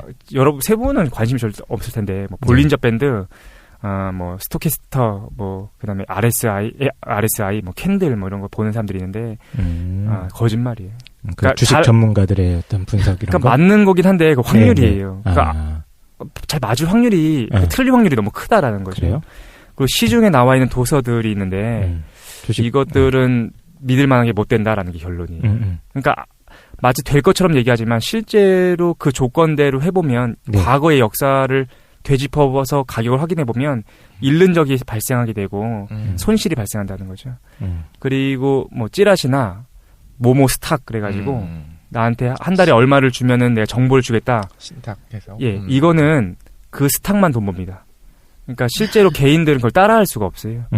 그래서 일단은 다 거짓말쟁이다라는 게 결론이었고 제가 얻은 결론은 그거였어요. 정해진 방법은 사실은 없어요. 하지만 그러나 어디서 얻을 수 있냐면 정보들을 인터넷에서 그러니까 주식 사이트 이런 데에서 어떻게 하는 방법들 얘기하고 추천을 한번 해주세요. DC 주식 갤러리. 지금 장난해. 저는 표정을 보고 있는데 표정이 굉장히 진지해요 지금. 정말 쿠키런 얘기하는 것부터 시작해서 어쨌든 그래서 그 거기서 고수들이 있어. 은둔 오히려 고수들이. 의외로.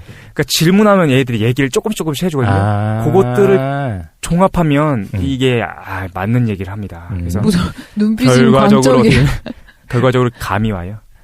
감이 네? 마지막으로 이제 감이 와서 무슨 감이요? 뭐가 와요? 아니 뭔가 얘기하니까 이상해져 점점. 판단할 근거가 있을 거 아니야. 내가 이 주로 언제 사야겠다. 이 감이 온다고? 네, 뭘 봅니까 그러면? 그러니까 이게 얘기하기가 힘들어. 그러니까 정해진 법칙은 없고 마치 이거랑 똑같아요. 너 수능 공부 너 점수 잘 나오잖아. 어떻게 공부했냐? 그럼 얘가 말해줄 수 있는 게 없는 거야. 왜냐면 자기마다 한 게 다 다르고. 다 각자 공부 방법이 그렇죠. 있으니까. 그래서 주식도 최 사장은 어떻게 했어요 그러면? 저는 이제 솔직히 20개 정도의 지표를 활용했거든요. 그러니까 20개 정도를 매일 한 종목을 살 때 20개 정도를 활용했는데 다 보니까 믿을 만한 건 이것밖에 없어. 첫 번째 가격 차트. 우리 알고 있는 거 막 선 왔다 갔다 하는 거 있잖아. 그 다음에 가격 차트만 보면 안 되고 거래량이라는 게 있습니다. 거래량. 그 밑에 짝대기 서 있는 거 있어. 거래량. 그거는 거짓말을 안 해요. 가격과 거래량을 종합해서 볼 수 있는 능력이 생기면 사실은 그 주식이 저한테 말을 겁니다. 야 지금이야.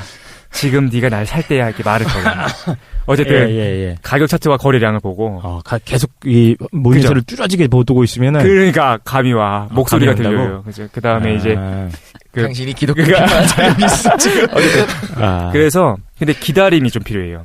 걔가 말을 걸어도 이거를 계속해서 의심해 보다가 적정한 시기에 그걸 사면 돼요. 그러니까 이게 굉장히 최 사장이 우스갯소리처럼 얘기하고 있는데 굉장히 많은 시행착오와 실패 그렇죠. 그리고 나름대로 공부도 하고 그치. 실제로 이걸 뭐 24시간 내내 고민하고 그랬다면서요. 그렇죠. 그러니까 거의 이거에 올인했어요. 올인해서? 올인해가지고 한 거고 왜냐면은 지난 내가 20대 중반부터 했던 실패들에 대해서 실패할 때마다 생각했던 게 있는 거예요. 근데 핵심은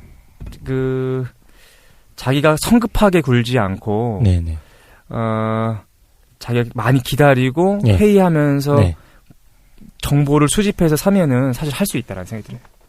할 수 있다? 네. 내가 솔직히 도전한다면? 여러분 이렇게 생각하잖아요. 뭐냐면 자기가 개인 사업하겠다. 개인 사업하는 것보다 훨씬 낫다라는 생각이 들어요. 왜냐면 개인 사업은 어마어마한 리스크가 있는데도 불구하고 내가 하면 될 거라는 생각하는 거야. 그런데 주식은 내가 이미 리스크가 크지 않은 기업들을 선정해서 투자하는 방법인 거예요. 그러니까 잘 나가고 있는 기업들을 내가 살 수가 있는 거야.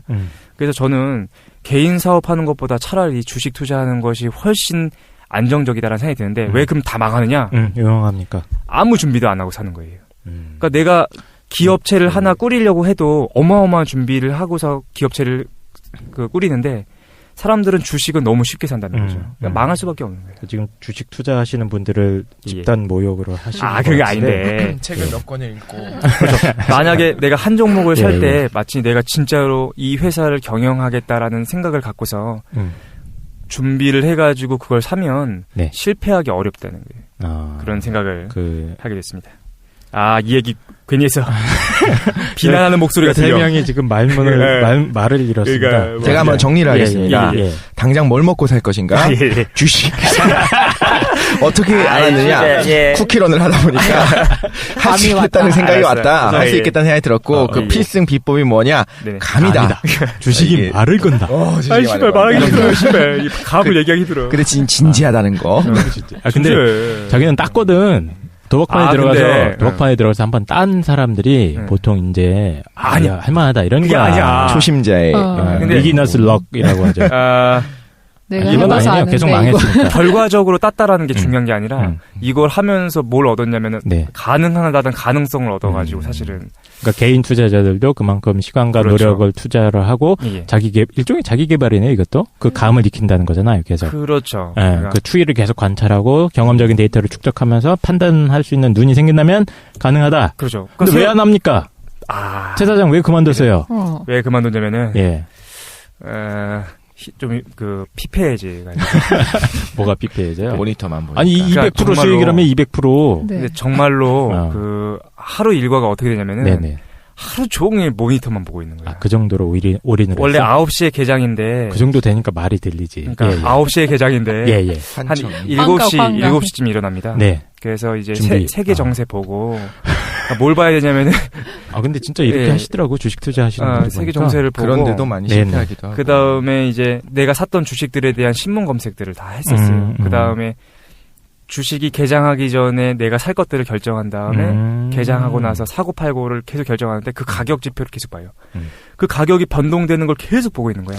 그러다 끝나면은 내가 다음날 사고 팔 거에 대해서 계속 보고 지금 안 팔리고 있는 거에 대해서 고민하고 그래서 24시간을 정말 주식 생각밖에 안 했어요. 이거 실제로 그 전문 투자자들이 하는 거 아니에요? 그 그렇죠, 모니터 여러 개 띄워놓고 막 계속 보잖아요. 휴대폰으로도 계속 들여다보고 움직일 때도. 근데 궁금한 게 우리가 자본가가 돼야 되는 이유가 우리의 노동을 착취당하지 말고 차라리 남의 노동력을 이용하기 위해서 자본가가 되자라고 이야기를 하잖아요. 그렇죠. 그럼 결과적으로 봤을 때 모니터만 들여다보고 있음에도 불구하고 나를 위해서 노동자들이 일을 하고 있네라고. 그러니까 내가 이게 우리가 돈을 버는 방법 중에 내가 내 노동력을 가지고 돈 버는 건 한계가 있잖아. 아까 통계적으로 200만 원 근처야 기껏해야 세금 떼고 나면. 그죠.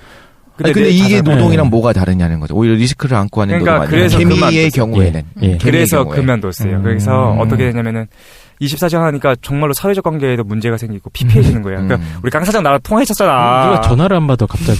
너 피폐해졌어요. 우울하다고 막 그러고. 그래가지고 고민해봤는데 내가 딴 돈보다 내가 잃어버린 시간이 너무 많다는 생각이 드는 거예요. 그래서 그냥 정리했고. 보니까 최 사장은 그 사장이 될 자격이 없네. 그러니까 내가 알았어. 오히려 운영은 할지언정 투자는 힘들었어. 근데 사실 지난 시간에 얘기했던 건 우리가 가능하면 투자를 하자였잖아요. 예, 맞습니다. 근데 솔직히 내가 투자를 하자라고 주장할 수 있었던 이유는 뭐였냐면은 개인이 만약에 그 기업에 대해서 정확하게 분석을 해가지고 투자를 한다면 가능성이 있어요. 그래서 저는 지금은 이제 한동안 안 할 거야. 왜냐면 너무 피폐해지니까. 근데 인생이 바닥을 찍었을 때 나한테 조금의 돈이 주어진다면 해보겠다.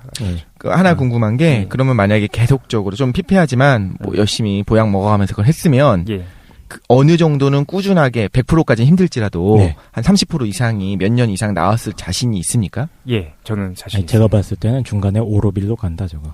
오로빌 가서 5시간 동안만 딱 주식을 하고 그래서 어떻게 생각했냐면 그것도 가능해요? 그래서 어떻게 하려고 했냐면은 그걸 갖고서 세계 여행을 가려고 했어요. 그러니까 컴퓨터만 있으면 되는 거야. 컴퓨터를 갖고서 인터넷이 되는 곳 호텔들을 다니면서 왜냐면 이게 하루하루씩 돈을 벌었거든요. 하루에 내가 말하면 니네 깜짝 놀랄 밖에 벌었죠. 그래가지고 그래요? 그거를 가지고서 세계를 돌아다니면서 돈을 벌려고 했는데 세계 돌아다니는 이유는 힐링을 위해서.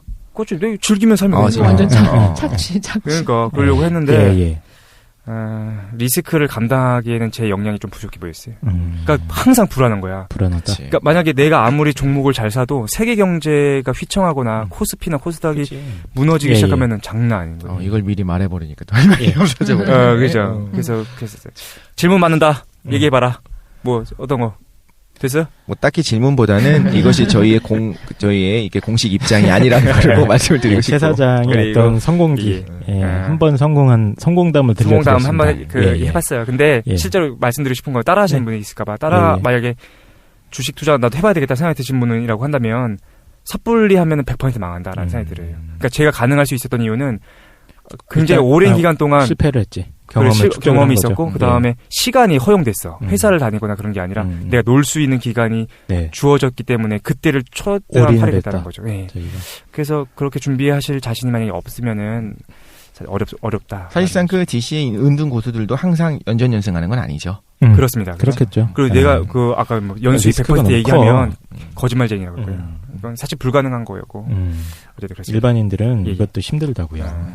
쓸데없는 개인 얘기를 좀 했는데. 근데 하여튼 가능한 방법 중엔 하나요. 내가 자본도 없고 우리 부모님이 뭐 판검사도 아니고 그러면은 우리 할 수 있는 방법 중에 하나는 개인이 발버둥 도박하는 거 아니야. 공직적으로 도박은 아니고 투자죠. 근데 투자는 뭐 도박이나. 제가 말씀드린 거는 이제 개인적 측면이었고 어떻게 보면 우리가 개인이 발버둥 치는 거 말고 어떤 구조적인 것들을 해결할 수 있는 방법도 있을 것 같아요. 구조적인 문제. 깡세형 선생이 자기가 또 준비했다고 하는데 어떤 허무맹랑한 얘기를 하는지 한번 들어보겠습니다. 저는 지금 이 자본주의 사회 안에서 우리가 대안적으로 꿈꿔볼 수 있는 돈 버는 방법 뭐가 있을까를 고민을 했었는데 저도 사실 뭐 이 분야에 대해서 막 전문적으로 오랫동안 공부한 건 아니고 그냥 개인적인 관심이 있어서 몇 번 이렇게 보다가 마침 또 방송하길래 좀 한번 자료들을 좀 찾아봤습니다. 제가 준비한 거는 사회적 경제라고 사회적 경제. 소셜 이코노미. 우리가 사회적 기업이라고 얘기를 하는 걸 뭐 봤을 거예요. 요새 좀 인기 있는 것들이 뭐 아름다운 가게라던가 이런 게 사회적 기업이라는 말은 많이 들어보셨을 건데 이거 조금 더 포괄적인 개념입니다. 그러니까 사회적 경제라는 게 사회적 기업보다 포괄적인 개념이다. 그러니까 이미 선진국에서는 되게 굉장히 보편적인 기업이라던가 재단 혹은 조직의 운영 형태예요. 이거는 그 유럽에 나온 실제 통계를 보면은 현재 전체 임금 노동자 대비 이 사회적 경제 기업들이 고용하고 있는 인원이 전체 고용 인원의 한 10% 정도 된다고 할 정도로 서구 선진 사회에서는 굉장히 활성화되어 있는 형태의 조직입니다. 근데 이거는 단순히 우리가 뭐 비영리 조직이라고 규정하기는 힘들 것 같아요. 무슨 봉사단체라든가 이런 형태의 비영리 조직은 절대 아니고요. 영리 추구 활동도 충분히 많이 합니다. 근데 이게 기존의 어떤 영리 조직 이라고 우리가 기존의 이제 기업체들과 다른 차이점이 있다면은 기존의 기업체들은 기본적인 그 인간관계가 어떻게 됩니까? 사장님과 직원들의 관계죠, 그렇죠?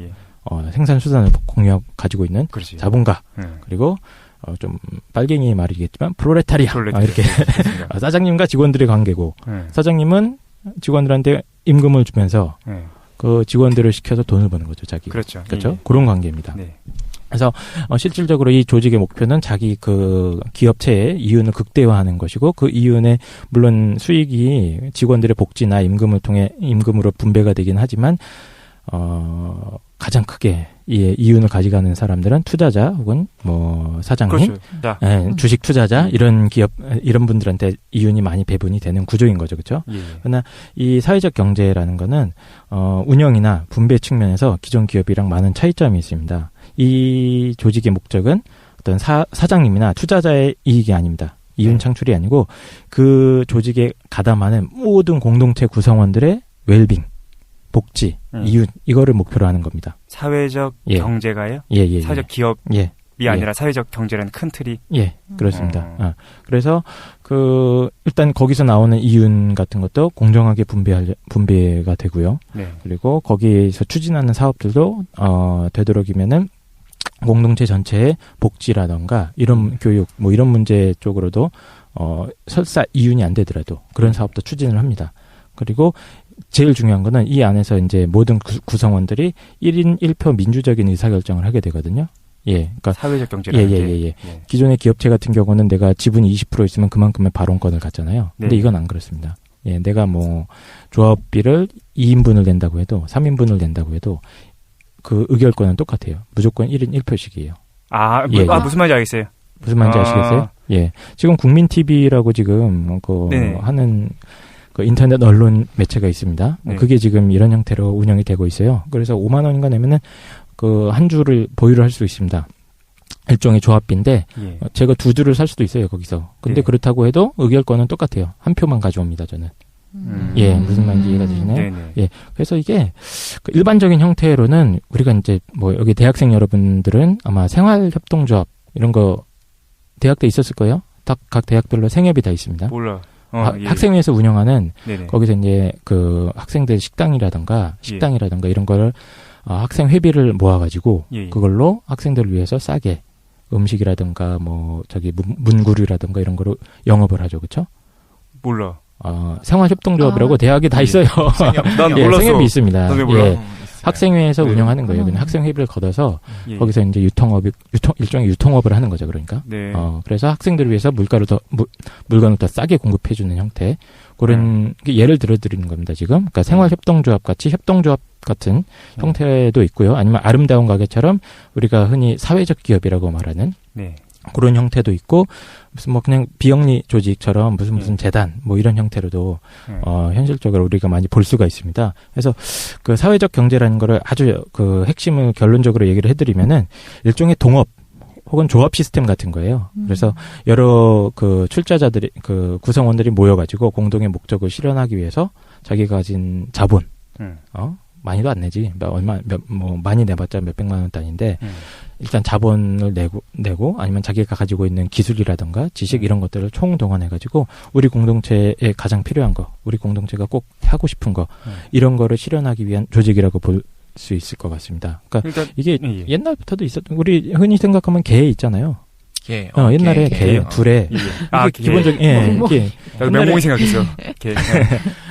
우리 전통 사회에서도 그런 게 있었죠. 그런 형태라고 보시면 됩니다. 일단 사회적 경제에 대해서 말씀해 주시는데 제가 알고 있는 거랑 좀 정리 같이 해보면은 저 사회적 경제에 대해서 이제 별로 관심 없는데 불가능할 거라 생각하고 이거는 말도 안 돼 나중에 알고 보면 어쨌든 근데 지금 사회적 경제가 이제 대안적인 경제 체제로서 말씀하셨는데 세 가지 형태가 있는 거죠. 지금 말씀하셨던 것처럼 협동조합 방식이 하나가 있고 그다음에 이제 그 사회적 기업의 형태가 있고 그다음에 마을 공동체 세 가지 형태가 있는 거죠.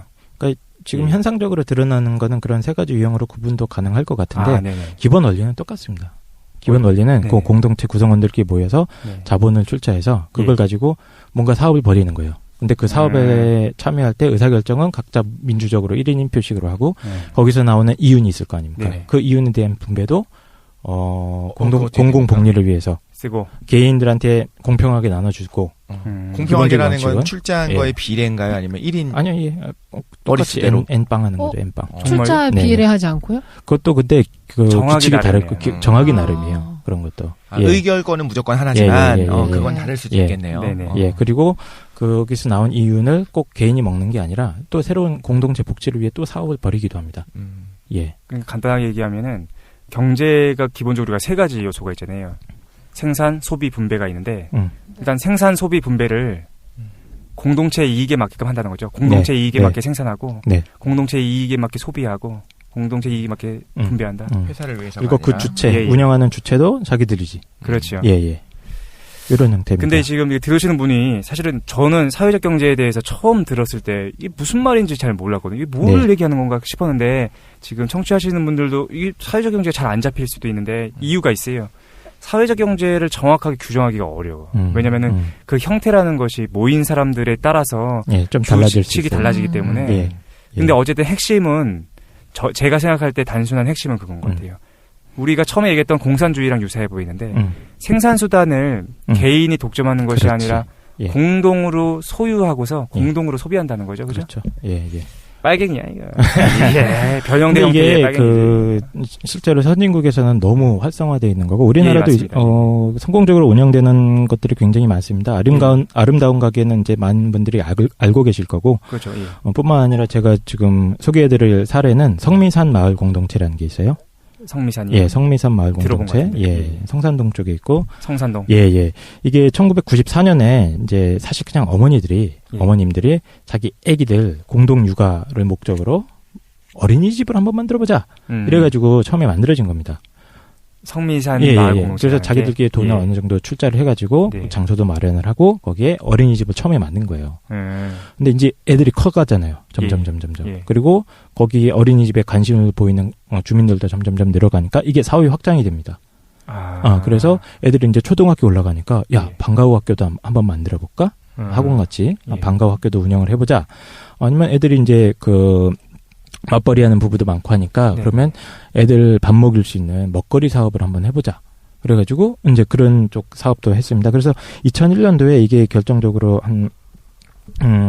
먹거리 구매 사업, 공동 구매 사업을 위해서 마포 둘의 생협이라는 거를 만들게 되는데요. 이게 사실 일종의 유통업이에요. 유통업을 하는 조직이고 거기서 현재 마을 구성원들이 먹을 수 있는 야채나 과일 이런 것들 갖다가 마트처럼 파는 겁니다. 모아가지고. 예. 그래서 거기서 수익이 굉장히 많이 발생하고 있어요. 예. 지금 현재 마포 둘의 생협, 현재 조합원 수가 약 6,500여 가구. 진짜 6,500명. 예.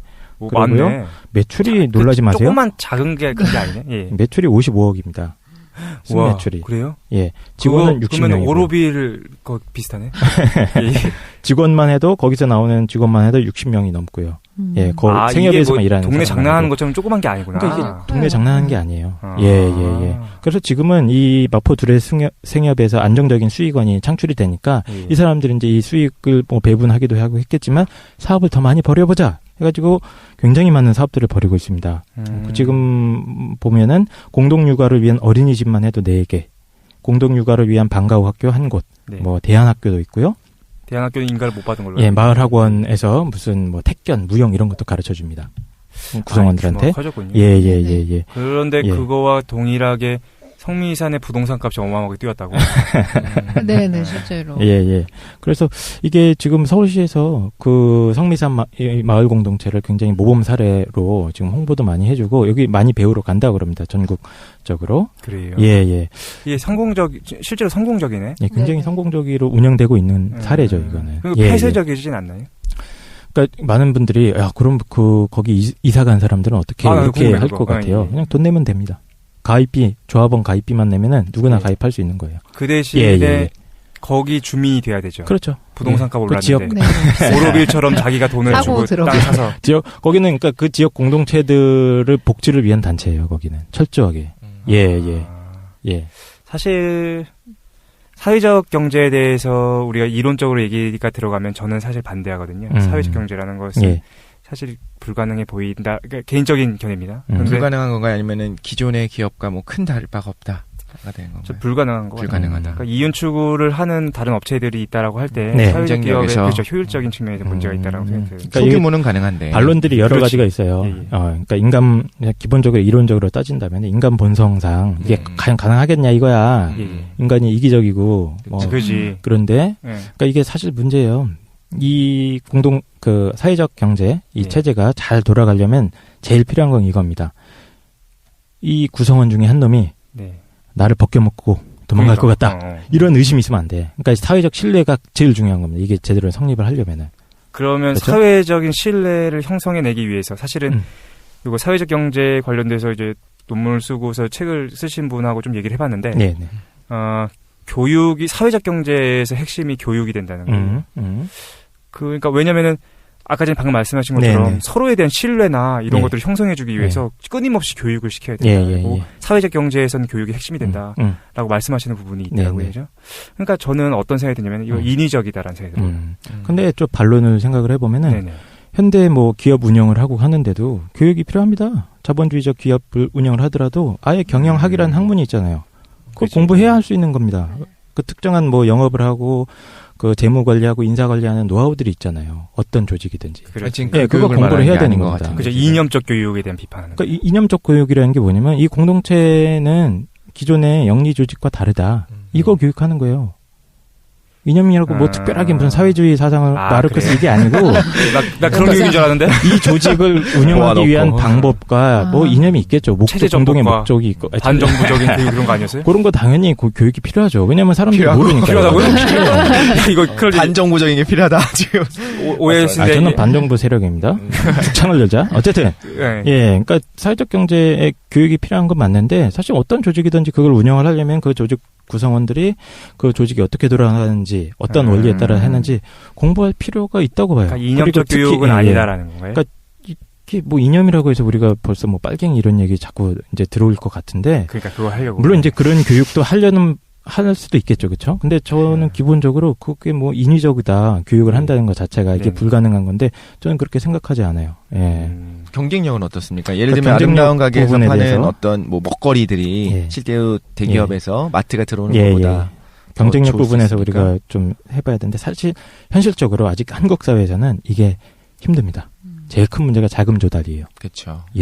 개인들이 뭔가 출자를 하려고 해도 이 큰 돈 모이기가 힘든 거거든요. 그래서 대부분 지금 운영되고 있는 기업들 보면은 조직들 보면 정부 지원이 좀 많고요. 그러니까 경제적 자립을 못하는 기업들이 사실상 많아요. 몇 % 정도가 실제로 제가 정확하게 통계 자료를 봤는데 한 30% 미만이었던 것 같아요. 되게 30% 미만만이 자립할 수 있고 대부분은 이제 의존하고 있는 형태. 오로비라고 똑같네. 오로비 자급자족 20%랑 비슷하네. 그래서 이거 경쟁력이 없는 거 아니냐 이런 얘기 하실 것 같아서 근데 이게 서구 사회에서는 물론 이제 우리랑 사회문화적인 환경이 다르니까 하는데 서구 사회에 한번 예를 들어볼 필요가 있어요. 그러니까 스페인 같은 경우에는 그 몬드라곤이라고 하는 그 일종의 사회적 경제 기업. 몬드라곤? 조합 형태의 그런 기업입니다. 이거는 스페인 전체 기업 순위가 7위입니다. 사회적 기업인데도 불구하고 7위입니다. 그래서 처음엔 5명이 시작했는데 지금은 고용자 수만 해도 8만 명이 넘어가요. 유럽은 8만 명이 넘어가고 걔네가 지금 운영하고 있는 공업협동조합 파고르라는 게 있는데 얘네가 스페인 내 가전제품 시장의 30% 점유율을 가지고 있습니다. 독자적인 기술자도 있고요. 독자적인 기술 연구소도 있고. 그래서 이게 단순히 우리나라는 지금 시작 단계니까 당연히 안 될 거고 특히 이제 대기업들이 워낙 기득권을 갖고 있기 때문에 힘들 거다 이렇게만 얘기를 할 수 있겠지만 실질적으로 그런 효율적이고 효과적으로 운영되고 있는 사례는 해외에 부지기수로 많다. 너무 많다. 해볼 만하다. 이 얘기입니다. 현 정부 들어와서도 이제 사회적 경제에 대해서 지원하려는 정책을 만들려고 한다고 얘기는 들었는데. 지금도 5인 이상이면 일단 협동조합법이 통과가 됐어요. 5인 이상이면 누구나 다 협동조합을 만들 수 있습니다. 우리는 안 되는 내용이라서. 한 명만 더. 근데 이거 사회적 경제에 대해서 사실은 우리 강 선생님이 짧은 시간 동안에 말씀하셨는데 우리가 이렇게 짧게 다룰 수 있는 주제가 아니에요. 사실 너무 큰 주제라서 요거를 나중에 한번 빼가지고 사회적 경제를 주장하는 빨갱이들이랑 같이 한번 얘기를 해보는 것도 전문가를 한번 모셔서 하는 것도 좋을 것 같아요. 논문 쓰신 분이랑 뭐 관련이 있다고. 그분이 가까운 지인에 드셔가지고 가까운 지인 자기 누나를 갖고 어쨌든 알겠습니다. 그래서 너무 아쉬워. 이거 좀 얘기를 사회 경제 얘기를 더 했어야 되는데 좀 아쉬운데 한번 또 해보시죠. 한번 빼가지고 제대로 한번 다뤄봅시다. 그렇죠? 깡 선생이 사실 준비를 너무 많이 했는데 우리 경제 마무리 좀 해볼게요. 일단 그러면은 우리가 짧은 시간이 다 돼가지고. 사실 경제 문제가 너무 복잡하고 방대한 문제인데 그렇죠. 저희가 한번 겁도 없이 건드려봤어요. 짧은 시간 동안에 우리 이렇게 3회에 걸친 경제에 대해서 마무리 발언을 한 10초씩 한번 진행을 해보면 저는 일단 2가지 방법밖에 없다. 첫 번째 자본주의에 수긍하거나 아니면은 오로빌로 도피하거나. 오케이. 그렇죠. 2가지밖에 없다라는 거죠. 우리 깡 선생 어떻게? 저는 어렵지만 현실 바꾸는 거 굉장히 힘듭니다. 그렇죠? 근데 저는 제일 하고 싶은 말은 이제 21세기는 더 이상 무슨 좌파, 우파 구분이 어디 있어요, 이제. 없어졌습니다. 그런 얘기 하는 것 자체가 저는 무의미하다고 생각하고 우리 공동체의 문제들을 우리 공익을 어떻게 하면 잘 살릴 수 있을까를 갖다가 고민하면서 그런 어떤 이념적인 구분 자꾸 이제 발목 잡히지 말고 고민을 좀 해봤으면 좋겠는데 저도 잘 안 될 것 같은데 오로빌 나도 데리고 가죠. 그래 갑시다. 예. 우리 김도희께서는 저는 이제 저희가 얘기했었던 거에 대해서 이상적이다 이렇게 생각할 수도 있는데 정말 인본주의나 인간적인 가치가 먼저 오는 경제가 무엇인지는 개개인이 아주 다양하게 찾아봐야 된다고 생각해요. 그래서 실제로 그런 사례들이 되게 많고 저도 이번 기회를 통해서 진짜 그렇게 사람들이 먹고 살 수 있는 노동은 정말 무엇인가 생각해보게 되었고 개인들이 일단 자기의 그 이상적인 거를 실현할 수 있는 노동수단은 자기 환경에 맞게 다양하게 확보하려는 노력이 실제로 필요한 것 같아요. 말로만은 안 되고 무수한 시행착오가 필요하다고 생각해요. 네네. 그래서 일해야 된다. 네네. 일이 포함돼야 된다. 네네. 저는 그런 생각이 들어요. 그 생각의 전환이 좀 필요하다고 생각하고요. 결과적으로 이제 한 단어로 압축을 시켜서 얘기하자면 정신승리인데요. 네네. 뭐예요? 행복하려는 노력들을 해야 된다는 생각이 듭니다. 그래서 성경적으로 나오는 건 이런 게 나와요. 우리가 한 몸이고 그리스도 안에서 한 몸이고 이게 한 지체다. 각각의 어떤 지체다 얘기해서 누구는 머리 된 사람이 있고 누구는 간이 있을 것이고 손발이 있을 거 눈이 있을 것이다. 그럼 다 맡은 게 다르잖아요. 근데 우리가 자본주의 사회에서 자본이 많은 사람을 좀 부러워하는 경향이 있어요. 어떤 데는 부러워하면서 박수 칠 것이고 기본적으로 우리 사회는 좀 질투하는 부분들이 있고 제가 뭐 우리 문화 특수성을 생각하면 과연 정당하게 돈을 벌었을까. 근데 그런 것들도 좋아요. 그런 것들도 좋고 비판적인 것 자세로 해갖고 사회를 바꿔나가는 노력들도 좋은데 기본적으로 나한테는 무엇이 이득이냐 생각하면은 그 사람들 질투를 하든 부러워하든 이런 것도 좋겠지만 내 삶에서 내가 행복하기 위한 노력들을 하는 것이 저는 굉장히 중요하다고 생각을 합니다. 물론 먹고 살아야겠죠. 욕심 버리자는 거예요, 그냥? 한편으로는 그렇죠. 분수를 알자는 것이 굉장히 싸가지 없게 들릴 수도 있는데 내가 그냥 이 정도로 내가 먹고 살 수 있고 내가 이 안에서 행복을 느끼겠다라고 하는 것도 굉장히 좋은 방법 중에 하나라고 생각이 들어요. 그리고 그게 가능한 이유는 이제 기독교인 같은 경우에는 이방인의 마음으로 살기 때문에 우리가 영원한 천국의 소망이 있기 때문에 이 땅에서 사는 것이 영원하지가 않아. 여기서 내가 막 미친 듯이 돈을 벌어가지고 하루에 막 10시간 동안 모니터를 들여다보면서 눈에 피를 흘리면서 할 만한 가치가 있느냐. 해모 씨처럼. 맞아요. 우리가 그런 내세의 소망으로 사는 것이 기독교 안에서는 가능할 것이고요. 혹시나 여러분 중에 이거 굉장히 베스트셀러에서 읽으셔보신 분이 많을 수도 있는데 불안하다면 내가 돈이 없고 그냥 실패한 거고 루저 같고 불편하다면 그 불안을 알랭드 보통 불안이라는 책에서 그게 왜 그런 돈이 없으면 왜 불안한지 좀 이게 써놨거든요. 알랭드 보통의 불안이라는 책이 그 책을 한번 읽어보면 굉장히 쉬워요. 재밌어요. 읽어보면 좀 생각을 바꿀 수 있을 것 같아요. 대충 무슨 내용이 나오나요? 불안한 이유. 왜 돈이 없는 것을 우리가 제약시하고 내가 왜 루저고 내가 사회에 도태됐고 그런 생각 때문에 우리 항상 부자가 돼야 된다는 불안을 가지고 있는데 그게 사회가 만든 거다. 괜찮다. 그게 일종의 허위의식이라는 거지. 물질적 가치에 대한 집착, 추구 이런 것들. 그게 우리를 불안하게 만든다는 거죠. 그렇지. 보다는 우리를 진짜로 행복하게 하는 것이 무엇인가. 진짜로 우리 삶의 가치는 게 무엇인가. 그렇죠. 자본주의란 말 자체 예전에 한번 제가 언급한 자본주의란 말이 되게 잔인하다는 생각을 했거든요. 근데 인본주의적 생각을 생각해보면 돈이 없다고 해서 이렇게 막 굉장히 우리가 괴로워할 이유가 없거든요. 현실적인 문제도 있겠지만 그러면 어떤 가치가 필요한 건가요? 인본주의적 가치고 자기 자신을 사랑하는 마음, 자존감, 그리고 또한 베푸는 마음이 있으면 자기도 또 행복하거든요. 아, 비판하고 싶어. 됐다. 야, 지금 직업도 없고 지금 시험자인데 뭘 자기를 사랑하고 만족을 하나. 시간이 없어서. 아쉬운데. 그래서 이제 그렇습니다. 우리 그 독실이 얘기는 그거죠. 그래서 우리가 어느 정도 개인 어떤 욕심을 갖거나 그렇게 너무 자본주의적인 가치 세계관에 매몰되지 말고 우리 삶을 되돌아보고 반성해보고 진짜로 나를 행복한 게 뭐고 이런 부분들에도 관심을 가지는 게 굉장히 거죠. 중요한 부분이고 핵심적인 수 있다. 오히려 그런 부분들이 그렇죠. 그런 얘기인 것 같아요. 그렇습니다. 이게 맞는 얘기기도 한데 이걸 다 종합해 보면 이런 얘기죠. 독실이가 말하는 것처럼 정신 승리를 한 다음에 주식을 투자하는 거야. 돈을 벌어가지고 오로빌로 가자. 그치? 오로빌로 가자. 그래요. 그러죠. 그 정도 될 수 있을 것 같습니다. 그게 너무 아쉽네요, 그죠? 경제에 대해서 좀 더 우리가 많이 할 수 있는 얘기가 있었는데 굉장히 어려운 주제. 경제를 이제 영원히 안 하는 것이 아니라 나중에 더 업그레이드 시켜가지고 경제를 또 한 번 다루게 될 테니까. 다음 시간에 아까 전에 말씀드렸던 것처럼 우주의 탄생, 비기닝 오브 유니버시티. 유니버시티 맞나? 대학이시죠. 대학의 시작. 최 사장의 영어가 좀 많이 약합니다. 죄송합니다. 그래서 여러분들의 요청이 있었어요. 청취자분들이. 우주의 탄생. 야, 니네 요청이요? 요청이 있어가지고 그 경제 같은 거 하지 말고 야, 니네 수준에 맞게 미스테리 해라. 그 요청이 있었기 때문에 말도 안 되는 우주의 탄생 비화. 대해서 우리 독실이 많이 준비하고 있다면서요? 그죠? 과학사 전체를 준비하고 있다는. 알겠습니다. 우주를 보는 시각을, 과학을 보는 시각을 한번. 다음 시간을 많이 기대해 주시고 우리가 오늘은 여기까지 해서 경제를 총 마무리하는 걸로 하겠습니다. 네. 고생 많이 하셨습니다. 네, 감사합니다. 네.